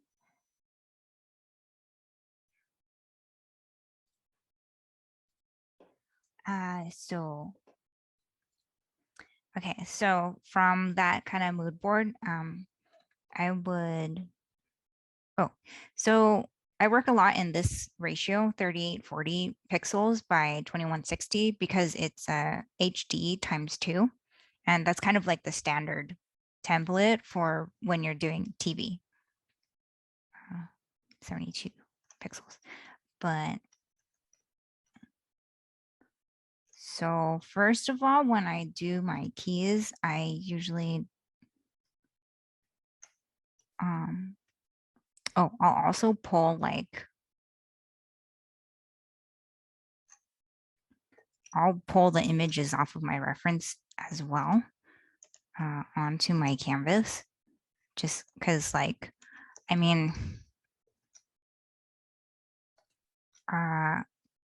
I think it's perfectly fine to like color pick and stuff because I mean, you're just gonna modify it and like edit it later anyways, and it's gonna be something different. But yeah, so these are some different, was pulling some reference from some artists with like the color palette that I would have in mind, like something kind of like bright and airy, but like coastal feeling still. And I'm blanking on the name of this artist on the top, but the one on the bottom is Ellie Michalka. And yeah, I mean, both of their work is super amazing. Okay, so I would usually just make like, take this frame size. Oops. And just like make little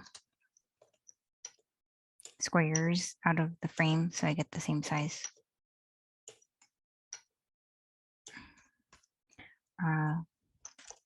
And then if you have like, if anyone has any questions like while I'm working, please let me know. Actually, I don't have the chat up right now. Okay, put it up. Okay, just like looking at the chat really quick. Here.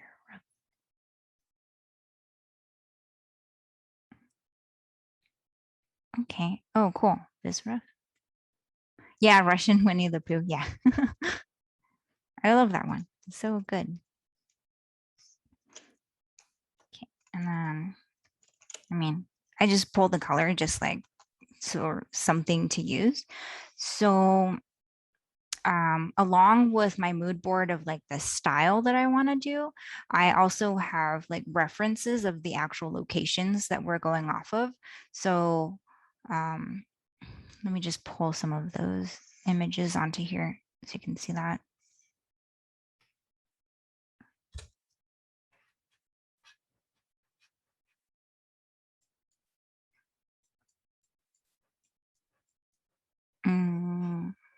Okay,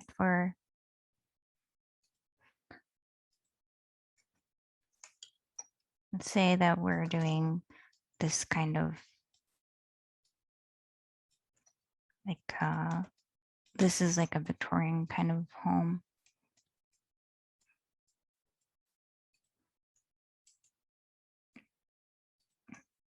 And I'll usually have like a lot of different ones of these. Oop.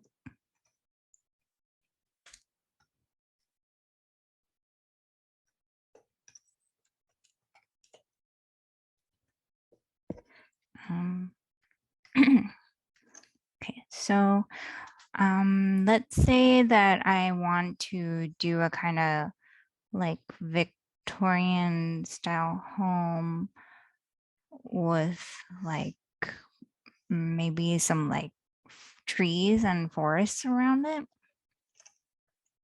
So, and like maybe some characters in it, like walking up to it or something like that. So I would start by,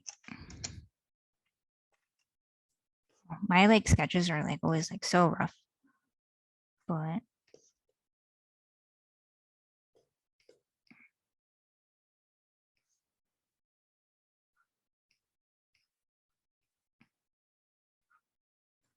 just kind of trying to think of like the general like proportions and stuff. And I sort of want to do this like organic kind of like wobbly kind of thing that's going on.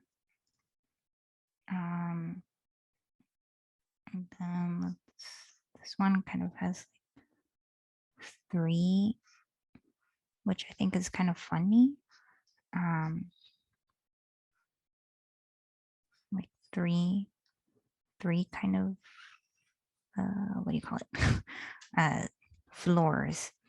And then both, I think what's kind of funny about these houses is that they have like sort of like these little like eyes on the side. So like a face.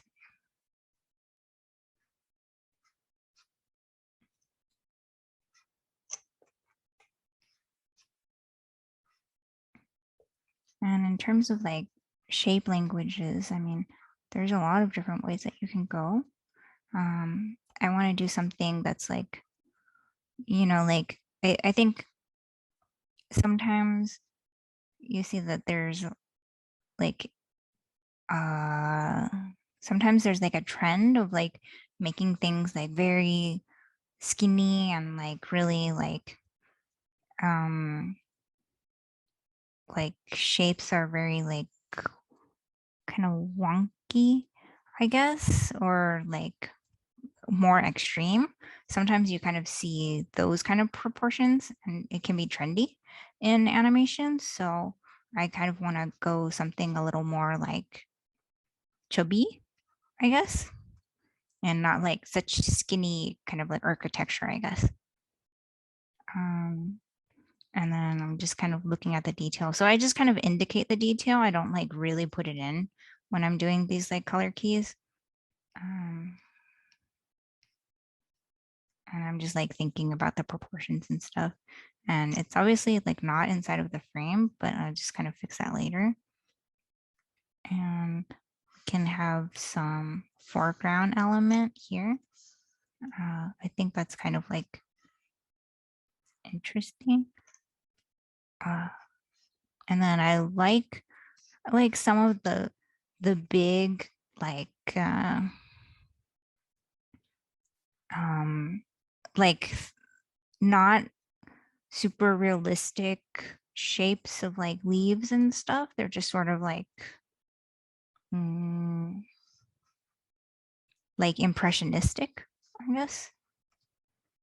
Uh, yeah.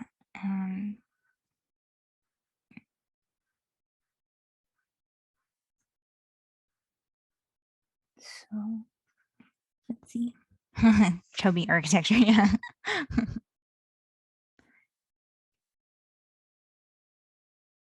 And then I guess we can probably stick like a character here.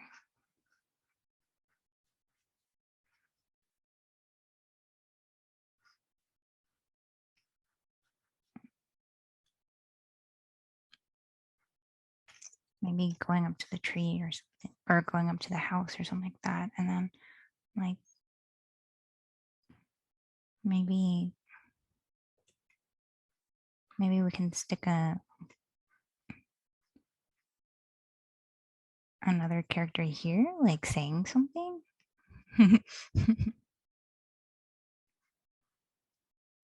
And we can make like a little pathway.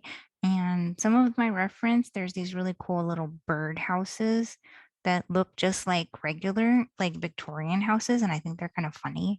So let me find that reference.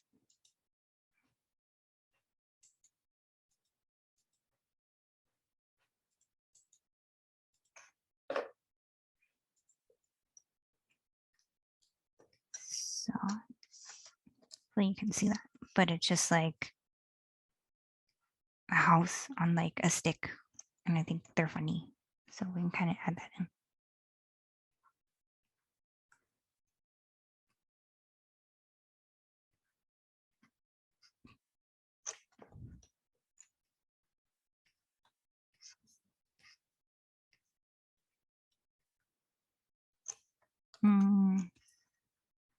My perspective kind of might be like not super accurate. Oh, oops, I'm trying on a different layer.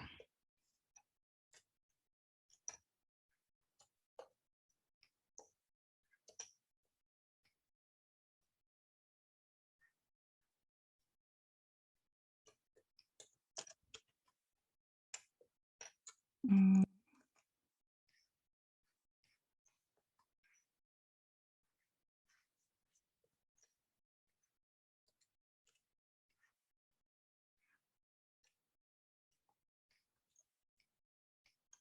Oh, and like all this like perspective stuff, I mean, you just kind of learn that after a while. Like at first, I mean, definitely there are some projects that I still, that like, I usually have like a kind of like a perspective dot like that, for example. Oh, and I usually like draw this far out. Like I don't really go into it or like zoom in much.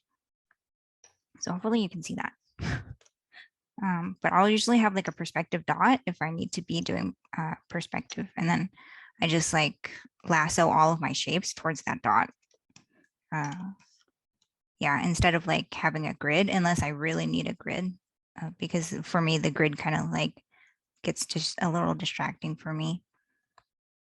But yeah, this is outside. So I'm just gonna resize that in here.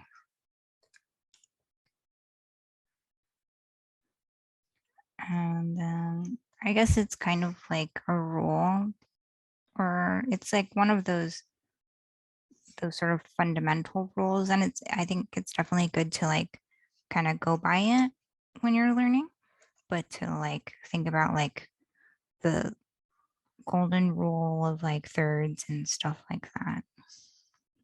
So not having everything like really centered can make for like an interesting composition. Yeah, okay. So normally I would do like a bunch of like different kinds of thumbnails for like the one scene or something like that. But for this one, I'm just gonna go ahead and color this one. I'm gonna fit this in a little bit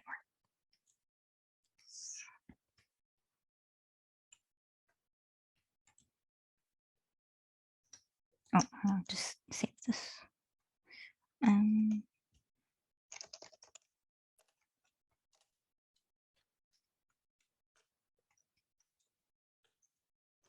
So I already have my brushes ready for this.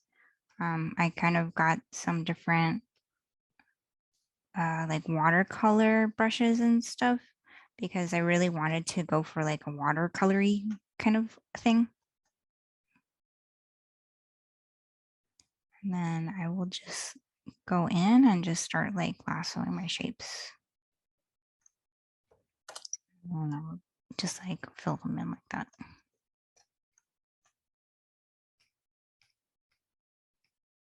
Some lower opacity. Put this under. And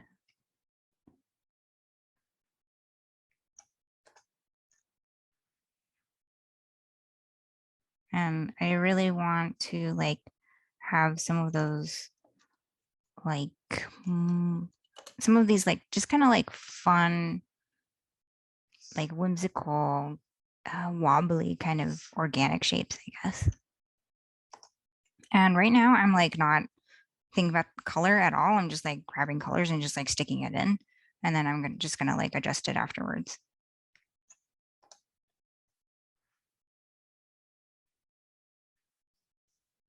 Kind of doing like a wobbly ground.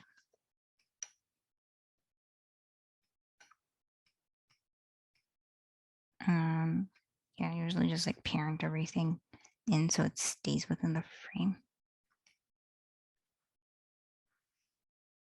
People could actually like go bigger with this, maybe.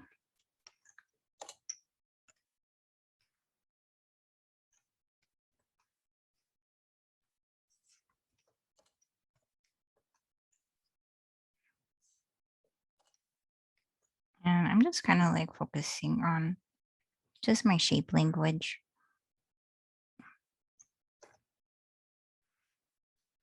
I want these like big leaves. I think that's kind of fun.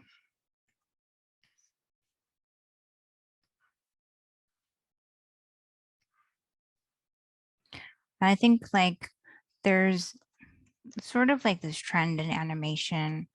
And like I think it is very important, but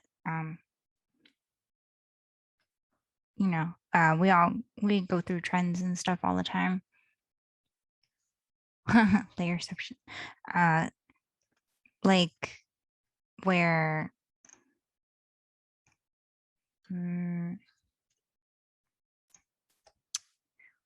this kind of trend where like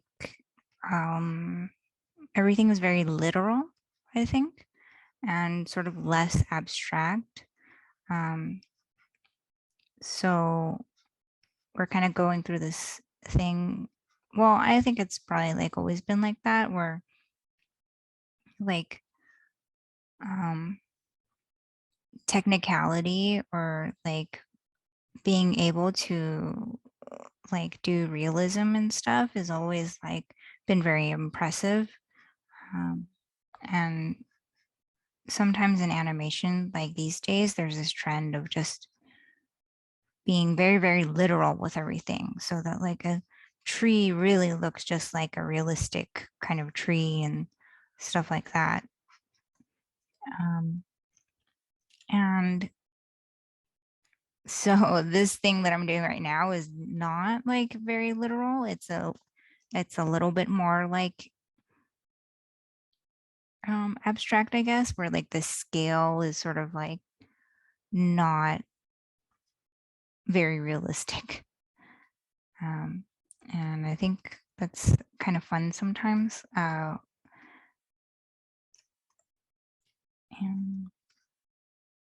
But I think it is important to be able to like show that you can kind of do like more realistic style sort of things, or like do more like realism and stuff. Generally, I find that like even when working in animation, you would think that you're kind of like doing so like fun cartoons and stuff like that, or like 2D stuff, and like you can kind of do anything that you want in like 3D or CG. Like it could look anything like anything, but you actually get a lot of like sometimes the big studios or like execs and stuff like that, they'll feel they're more impressed by like literal interpretations of things, like very, very good literal interpretations of things.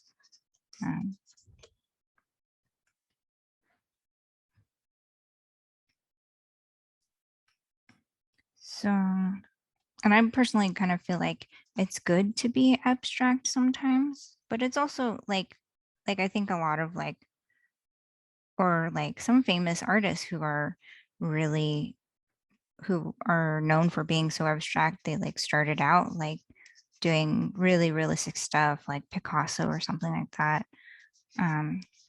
He was like very good at doing realism, but after a while, he started getting more and more abstract. And I think that sometimes like really abstract things, they're a little more, they can be like more imaginative, I guess, versus just like making the thing exactly like how you see it in front of you, I guess. But I mean, I think that both skills are very important.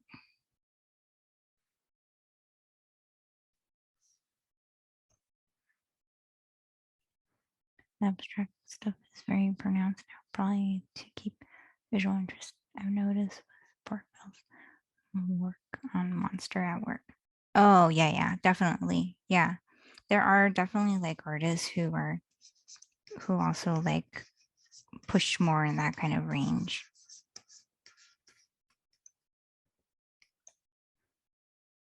But yeah, it's like, I think it's good. It's good to have a variety of different kinds of artists. Yeah, I don't know. I'm just adjusting that for now. This isn't going to be my final colors. Sometimes I get distracted with like adjusting colors because it's fun. Oh, excuse me.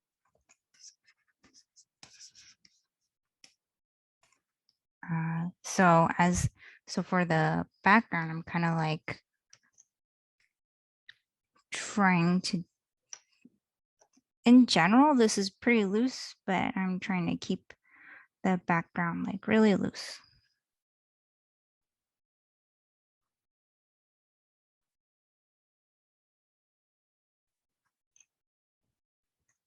If you're more into shape-based design work, Ivan Earl might be spelling wrong. Oh yeah, I know. Yeah, Ivan Earl is amazing. There's lots of really amazing animation artists that do like super designy stuff.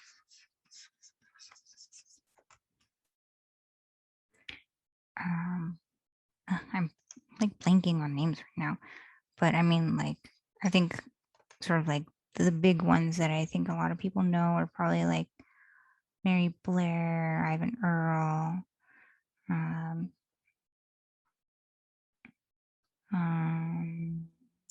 Victor Habouche is also really amazing too. There's also like so much like super fun work on like Samurai Jack or like Gendy's stuff.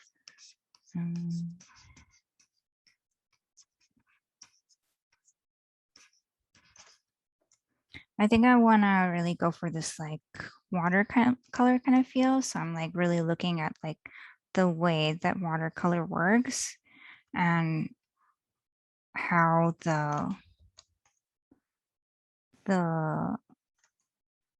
like the strokes are and stuff. And how to make it like feel a little bit more like real paint or like hand painted. Oh yeah, I haven't seen Cage, but I'm gonna check that out. I think that's cool.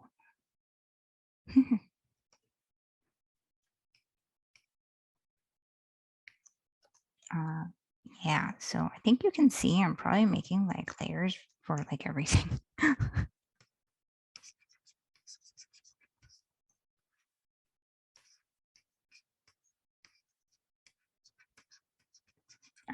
I've been kind of like really into like doing this like a little more organic kind of stuff because the past few years I've definitely been doing a lot of like more, what do you call it? Like a lot more like geometric kind of stuff.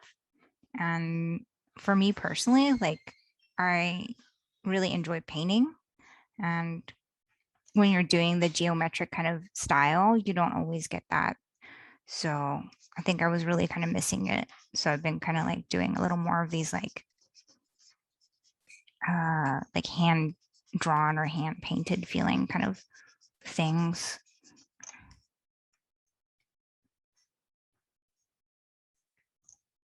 It's just like, I think the physical act of drawing can be really fun. And sometimes when you're working digital, although it's like a really great tool, it can be, you don't always get that real feeling of like drawing.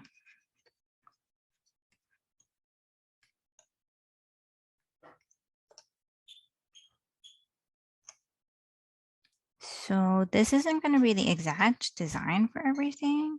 And oh, I'm sorry if this is like really small. Like, is this small? That's like how I work. I actually usually like just like do this and then I just like work like this.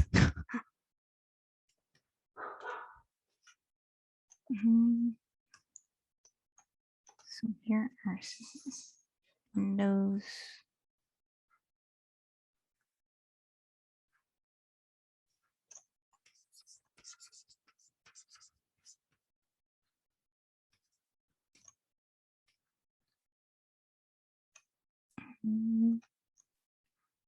Door.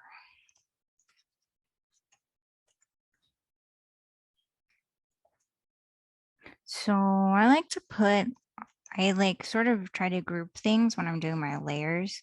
Like I'm like, oh, all of my windows on like a layer, or like all of these little like structural details on one layer and stuff.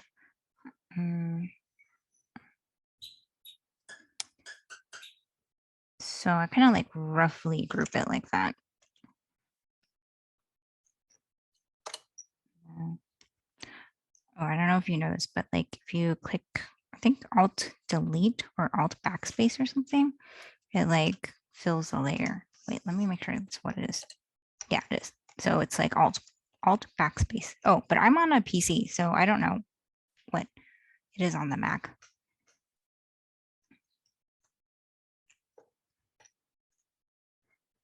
And I'm on a PC because I game a lot. I was telling Walter this in private, but I was like, Sylvia also has her bar at the top. And I'm like, I do too. I know a lot of people give me smack for it. They're like, why is it on top? I'm like, because Oh, it's really? superior at the top. Yeah.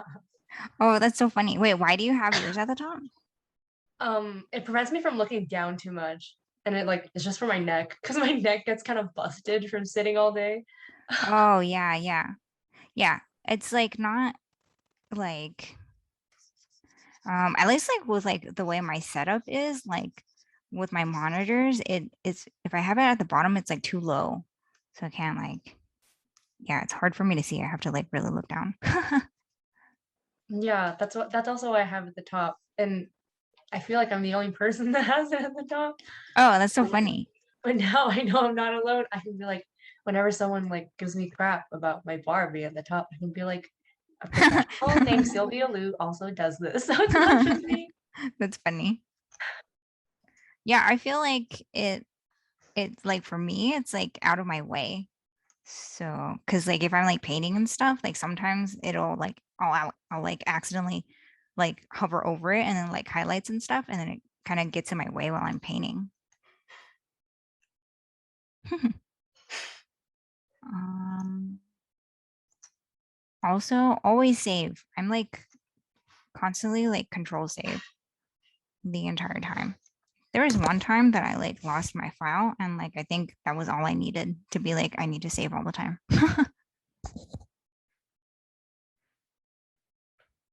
I prefer criticism weird, but that feedback is invaluable. Oh, I got it. What's the wait? What is the feedback? Oh, the feedback is invaluable. Oh, yeah. Actually, another really important thing about criticism is that you're going to get a lot of it when you're working, like a lot, and you're not going to always agree with it. And an important thing about working is how you take feedback, basically, and just sort of knowing that if you are working at a big company, that it's not just you. So um yeah, but I mean, as an artist, you can go a lot of different ways. You know, some people definitely like just go and like do their own thing and they get hired for it, and that's really cool.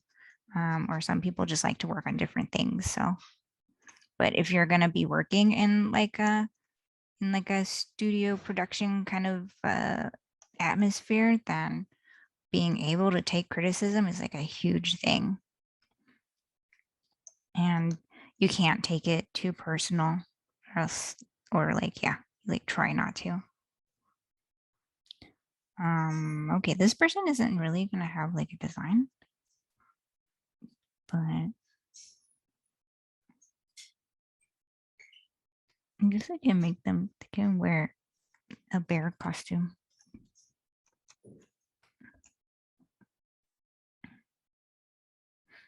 Oh, you like feedback from critics?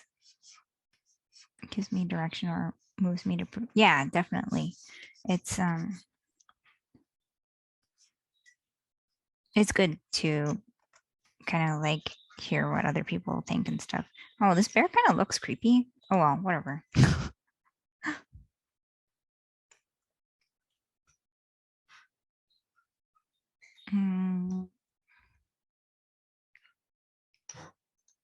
Yeah, what am I at? I'm at like around 30 layers right now.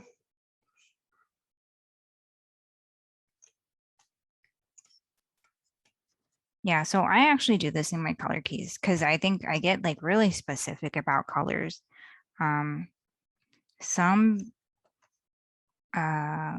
but you don't have to be like this. Like some people are a little more about like the design or like the shape language and stuff like that, or like the lighting.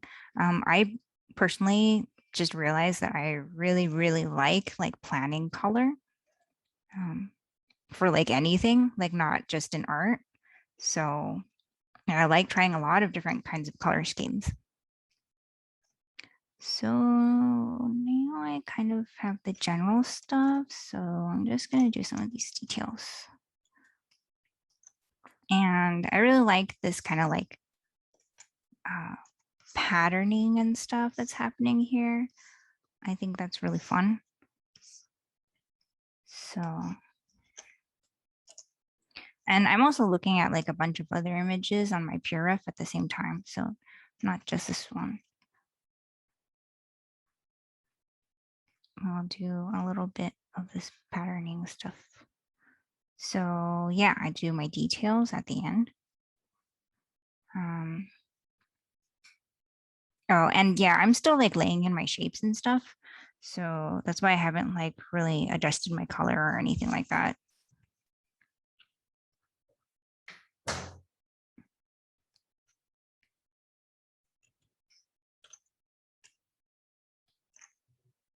And then let's just do some flowers. Oh yeah, flowers. Wait, midsummer. What's midsummer? Midsummer. I think it's a thriller or horror movie. Oh, really? Yeah, Oh, it's I think the same director did another horror movie. I can't remember what it's called, but I've seen it. I've seen the other one. horror movie. Oh, really? Okay. I'm so like scared of horror movies. Like I think me and some of my friends, like some of my friends really love horror movies. So I went to try to watch like Hereditary with them when it came out. And like all I did was just sit there and just like close my eyes for the entire movie. So all I did was listen to the movie and I just heard people screaming the whole time. I think the director for Hereditary also directed Midsommar. Oh, okay. I know what you're Yeah, talking about. Yeah, yeah. yeah. Oh, I heard it was really beautiful, right? I think like the imagery. I can't speak to it because I've only seen Hereditary, and I was also in the same book. Kind of just like closed my eyes for some of the parts. I was like, nope, I don't want to see this. Oh yeah, from the beginning of the movie, like I'm sure it was really good. Like I could tell that the like it had a really good direction and I was like, "Oh my God, this is gonna not be good." Like as in it was gonna be really, really scary. Oh, someone that did watch it said that Midsommar is very pretty. Oh, okay. only thriller I truly saw was Ex Machina. Oh, I can watch stuff like Ex Machina. I can't watch like horror, but I can watch like thrillers. I really liked Ex Machina. That's like one of my favorite ones.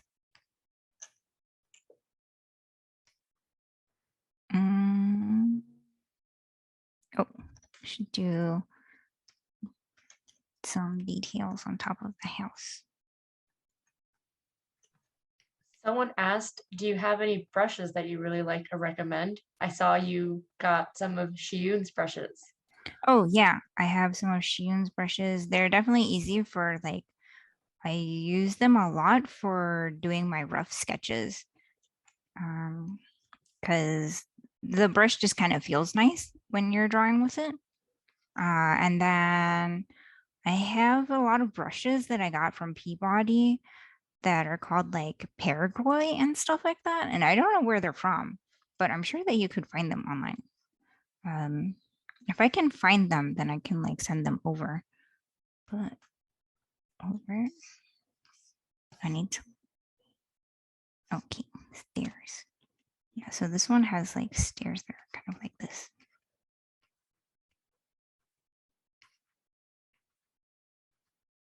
I generally keep my color keys pretty rough too. Some people are like, this is actually a little more clean than like my normal ones.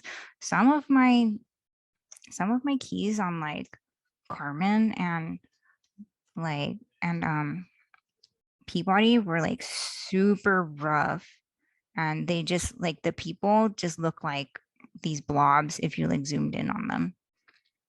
Eastwood, he's like so clean when it comes to color keys. Like sometimes I look at his color keys and I'm like, is that a background? It looks like it's done. Eastwood is so good. I'm also Yeah. a big fan of stuff. Oh yeah, Eastwood's super good. He's just like so like Eastwood is like um he is like a machine. Like he's so good at like just working and like yeah, he like works really hard and it's pretty cool. I'm definitely working with him helped like push me a lot because I think not that I'm not like good at working, but like I don't know, he's just so good at like focus. He can really focus. He works at work and then he went home and like did his book like every day and like on weekends and stuff. He's just like so focused. It's like amazing.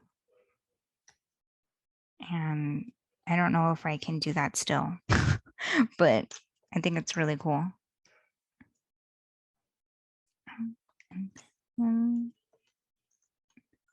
Okay, I guess. Oh, maybe I'll do. I'm gonna put some branches on this a little bit.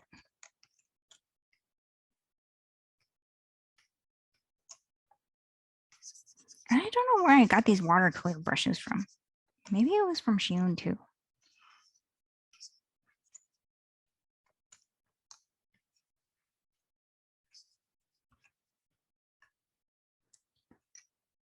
Fun fact, some Mortal Kombat artists, animators have PTSD from the reference. Oh God. That sucks. Yeah, some of the things that I've had to like reference before weren't like as bad as that, but I was kind of like, oh, I don't really want to like see this. Like I would have to be like, I need to do like a dirty bathroom. And I was like, damn it. So that wasn't pleasant.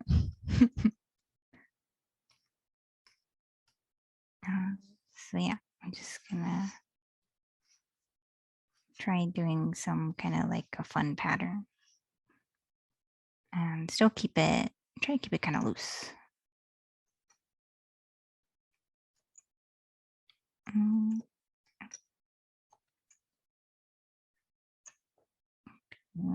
Do some a little bit of details in the back. And then that's pretty good. And then after this, so this is what it looks like right now. And then after this, I would kind of adjust my details. Oh, I kind of want to do some watercolory texture on the back.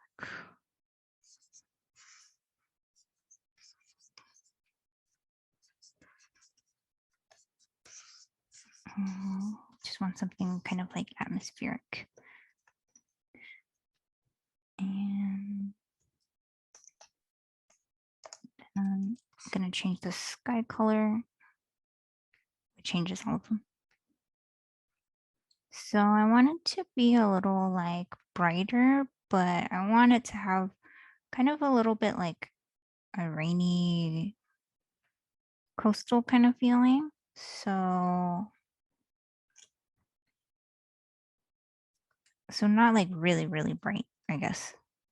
Almost like there's a little bit of rain or something. This tree, I want to go for something a little bit darker.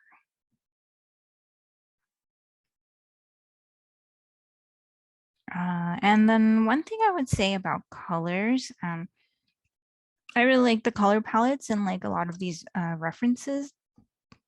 And oh, excuse me, this might change when you guys get out of school. I think it's like kind of always changing, but in terms of like color palettes and stuff, there's definitely like a trend for color palettes. Things are either like very, very saturated right now. You'll get asked to do like to make things like more and more saturated when working with clients. So I just try to, and for me, like sometimes I think like it's like things get too saturated, like, and I think saturation is fine, but it needs to be for like kind of a reason, I guess, and not just like everything on the image is like saturated. Unless it's like in like some type of like, I don't know, like a specific kind of scene or something. Oh, kind of move this.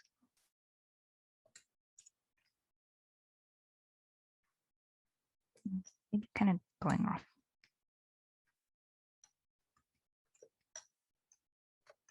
And but there is a kind of like a trend besides saturation with color where everything, a lot of stuff in like the mainstream animation and stuff is very CMYK. So like, and not very RGB, because I think that people feel like RGB is kind of like old, like going very primary. So a lot of the times, like if I try to do greens that are like more like yellow green or something like that, people generally don't really like it. And they always want it to be more like cyan kind of green versus like a primary kind of a green or like a yellow green. I found that a lot, at least in the recent years, that people will keep asking for like more blue green rather than a yellow green. Because I think maybe a lot of like clients or like executives, they sort of associate it with being old, or also like color for people who are not artists. A lot of them sort of associate color with maybe memories or things in like real life that they have. So I also think that like more yellow kind of greens and stuff, like people might like immediately associate it with like bile or something like that. um but yeah, it kind of all depends on like how you do it.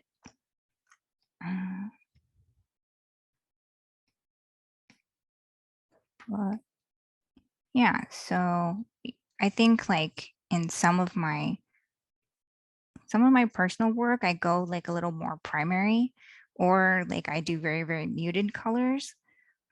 Because when you're working in animation, sometimes you kind of do a lot of like saturated colors, at least like recently, and like a ton of like CMYK kind of color palettes.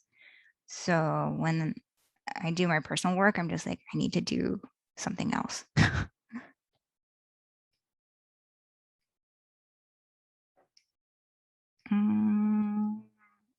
Okay, I'm just like trying to figure out this is what it is like. Trying to figure out if I want it like darker or lighter. I think there's something about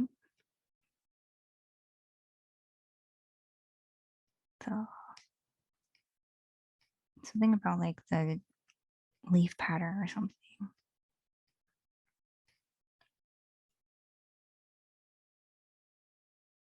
Okay. Yeah, I'll be doing this a lot, just like spending lots of time like going back and forth in the hue slider.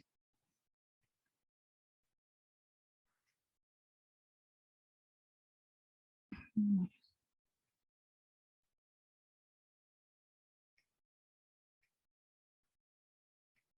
trying to decide like what kind of green I want to do this. Okay, sometimes I might just like get back to it later afterwards. I like to work an image like all over generally. Whereas like Eastwood loves to like go in on details and like really work out like when he does a color script, he does a key one by one. And for me, I like to work over an entire color script in color at the same time. Because for me, it's just easier to like kind of unify everything, I guess, and give it like kind of a flow. But Eastwood is able to kind of like work, like finish a color key one at a time and then go to the next one and then have the color be like what he's thinking of in that one.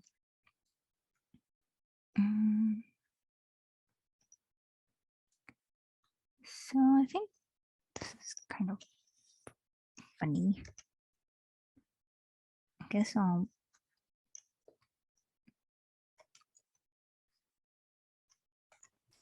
Oh, Sylvia, I just wanted to give you a heads up. It's Oh around yeah. like 9:50. I Okay. think I set the webinar so that we have like 15 minutes of leeway.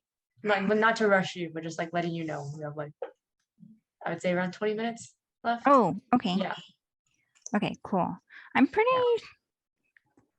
I think I can be done with this in that time. Okay. I don't mean to rush you. Oh yeah, yeah, no I was problem. totally, I asked for a demo and then I'm like, well, it's 10. Oh, no problem. Yeah, don't worry about it. Yeah. Thank you so much for doing this though. No problem. I hope that this helps.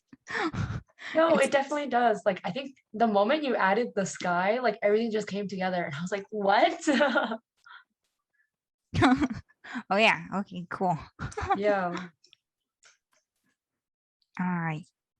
Yeah, this bear is like really weird. I don't know, it's like super random, but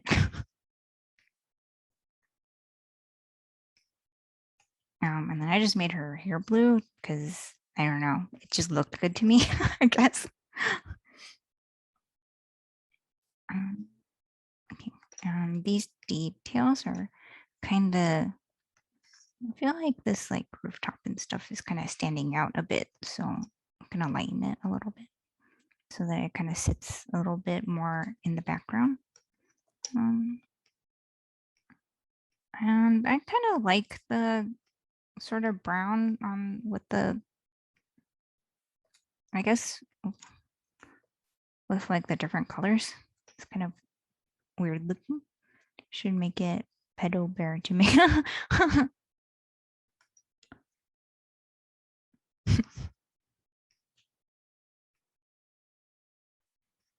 Yeah, sometimes like when I'm gaming, my name is like Relax Bear, and like I've had some of my friends, they'll like make fun of me and then they'll call me Pedo Bear or something. And I'm like, oh. Let's see. Oh, yes, there are poles holding up the porch. So I should include that.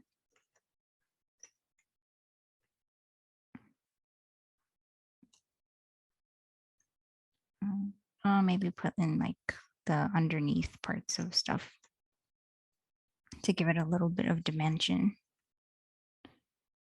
And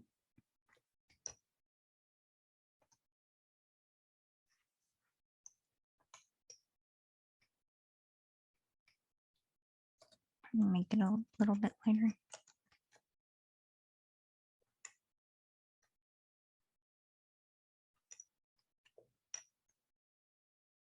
Maybe give her like a highlight.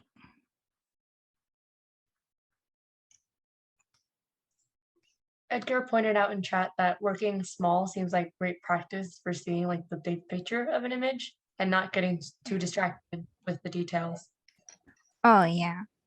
I think yeah, definitely it's like I always work like this because it's like it's very fast.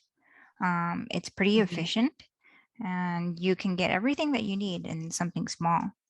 And if you're ever freelancing and working for clients, this is like Color King is great to like kind of like help them see what like the final is going to look like.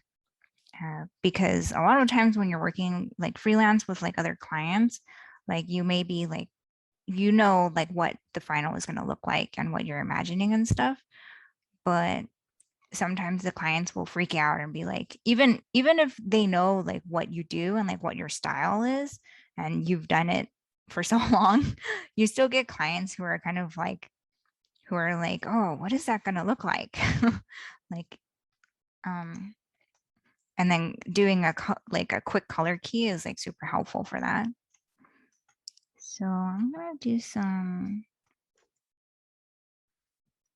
of this highlighting because there's some of that like just for like some harsh edges. There's just some kind of like fun shapes I guess you can do from like the highlighting and stuff. I'm just gonna do that on there for now.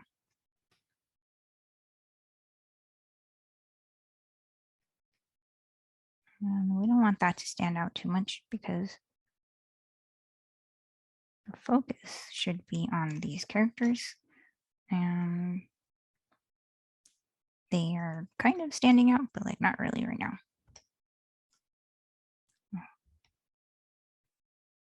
I'll make this lighter. Darker light, it could have been okay. Maybe just make it light just because it might be a little bit clearer, I guess. Also gotta make sure there's some stuff underneath the house. Oh, maybe we'll make the door like a different color.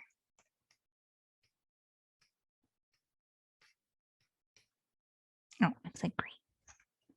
So I'm just gonna lock the layer and then color the door. Yeah, maybe something like that. That's fine. Oh, I gotta change this tree color too. It's like kind of distracting right now.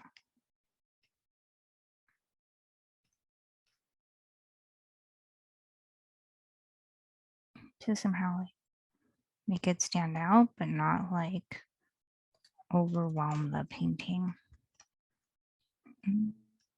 Oh, and then I want to do a little bit of texture under here and do more of that like watercolor stuff and sort of like a soft indication of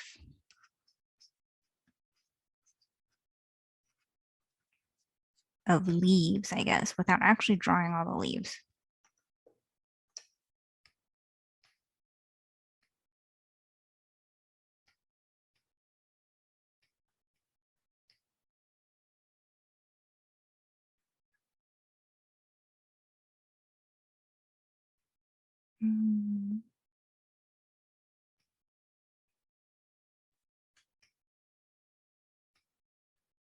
Yeah,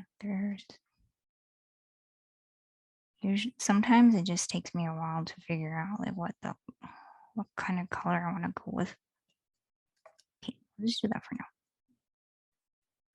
Kind of blends in though, but that's okay. And then these leaves are kind of like really standing out, so I don't want. And then I'm gonna light these characters, I guess, just to help them stand out a bit. There's also this sort of trend of kind of like in TV at least of like lighting characters a lot. Like we definitely like rimlit on Carmen a lot. But I feel like it's becoming like almost standard now in a lot of shows, which is cool. I think it can definitely help for like making things stand out. But also, you know, like I think as artists, you always kind of want to try to find like different solutions for things, try to do things that like people maybe really haven't seen before or something. But I guess this is sort of an example of like me lighting a character. Oh.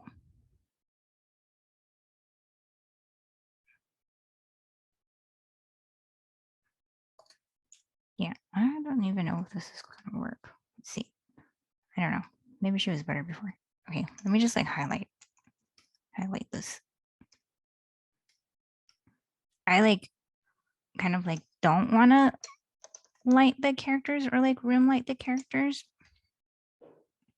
But sometimes I'm like asked to do that a lot because I really like stuff like really simple things like from Moomin and stuff like that. And I think that it's fun to like keep those like really simple and it's like nice for animation. But I mean, rim lighting and like lighting can be fun too. So it's, yeah, I mean, when you guys are doing your painting, it's kind of like whatever you feel like doing, whatever kind of style you're going for.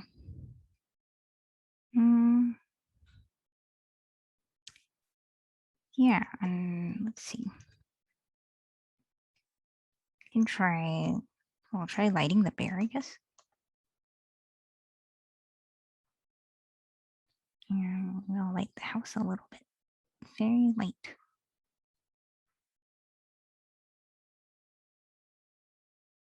So I guess I'm thinking like the lighting is going this way.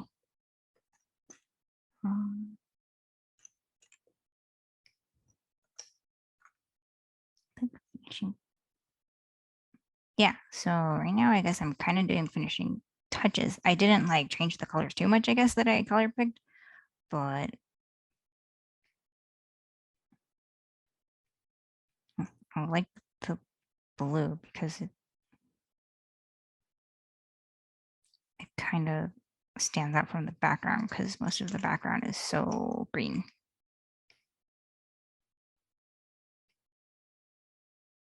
Maybe I'll make this whole thing blue.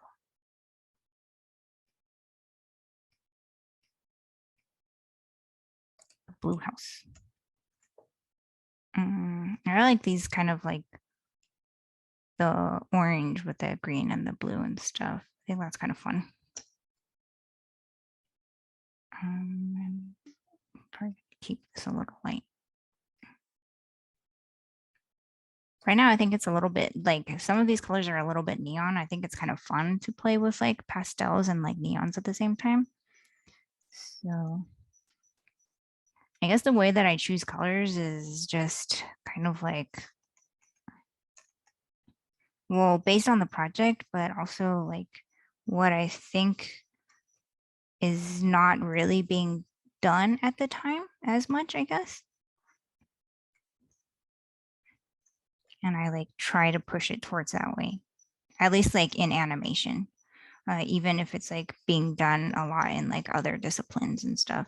Like I really wanted to do this kind of like watercolor look because I just felt like there's like a trend of doing like a lot of like heavy digital kind of style. And I really wanted to try to bring back some traditional work into like some of the TV shows, I guess. Yeah, so I mean, I guess that's pretty much it. I mean, is there anything else that you would like to see? Or like anything else I should do this to this painting? I think you went through mostly everything. Like I saw you gather reference and then do flats and then like mess with the colors. So I think you touched on everything that I was like interested in seeing. Okay. Yeah. Okay, cool.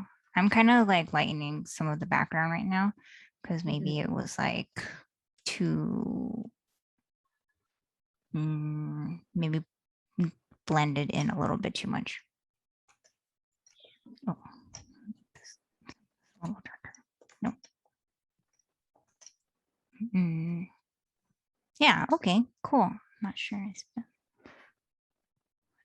Colors beyond my current understanding. That's fine. Yeah. You definitely don't need to be like super into color or anything either when you're in animation. Everyone kind of takes on whatever is their interest. Working. Yes, the thing goes back to the part where she mentioned people want to see animation look realistic instead of abstract. Oh yeah, definitely like the rim lighting and stuff. It's like a little more of like it is like a little more like realistic and like people like to see things that are lit now. If they feel like something like Moomin or something like that, it's just like to some people it can be very like it's just like too flat sort of thing, I guess. And um yeah. Oh, cool. Thanks for watching. It's like so late, so it's cool that you guys like stuck around and stuff. Yeah. Thank you so much for doing this demo so late. Yeah, no Um, problem. Yeah, I think if no one else has any more questions, like this will conclude Sylvia Liu's event. Thank you so much to everyone who showed up, and also thank you to Sylvia as well for putting on such a wonderful presentation, showing us this very in-depth demo, and starting off our speaker event for the fall semester. Cool. Thank you guys. Thanks for having me. And yeah, just like if anyone has any more questions, you can always just let me know. I'm definitely, like if you guys want to have like any of your stuff reviewed or if you have any questions or anything, just just email me. Yeah, thank you so much. Cool. Have a good night, everyone. Good night. Thank you.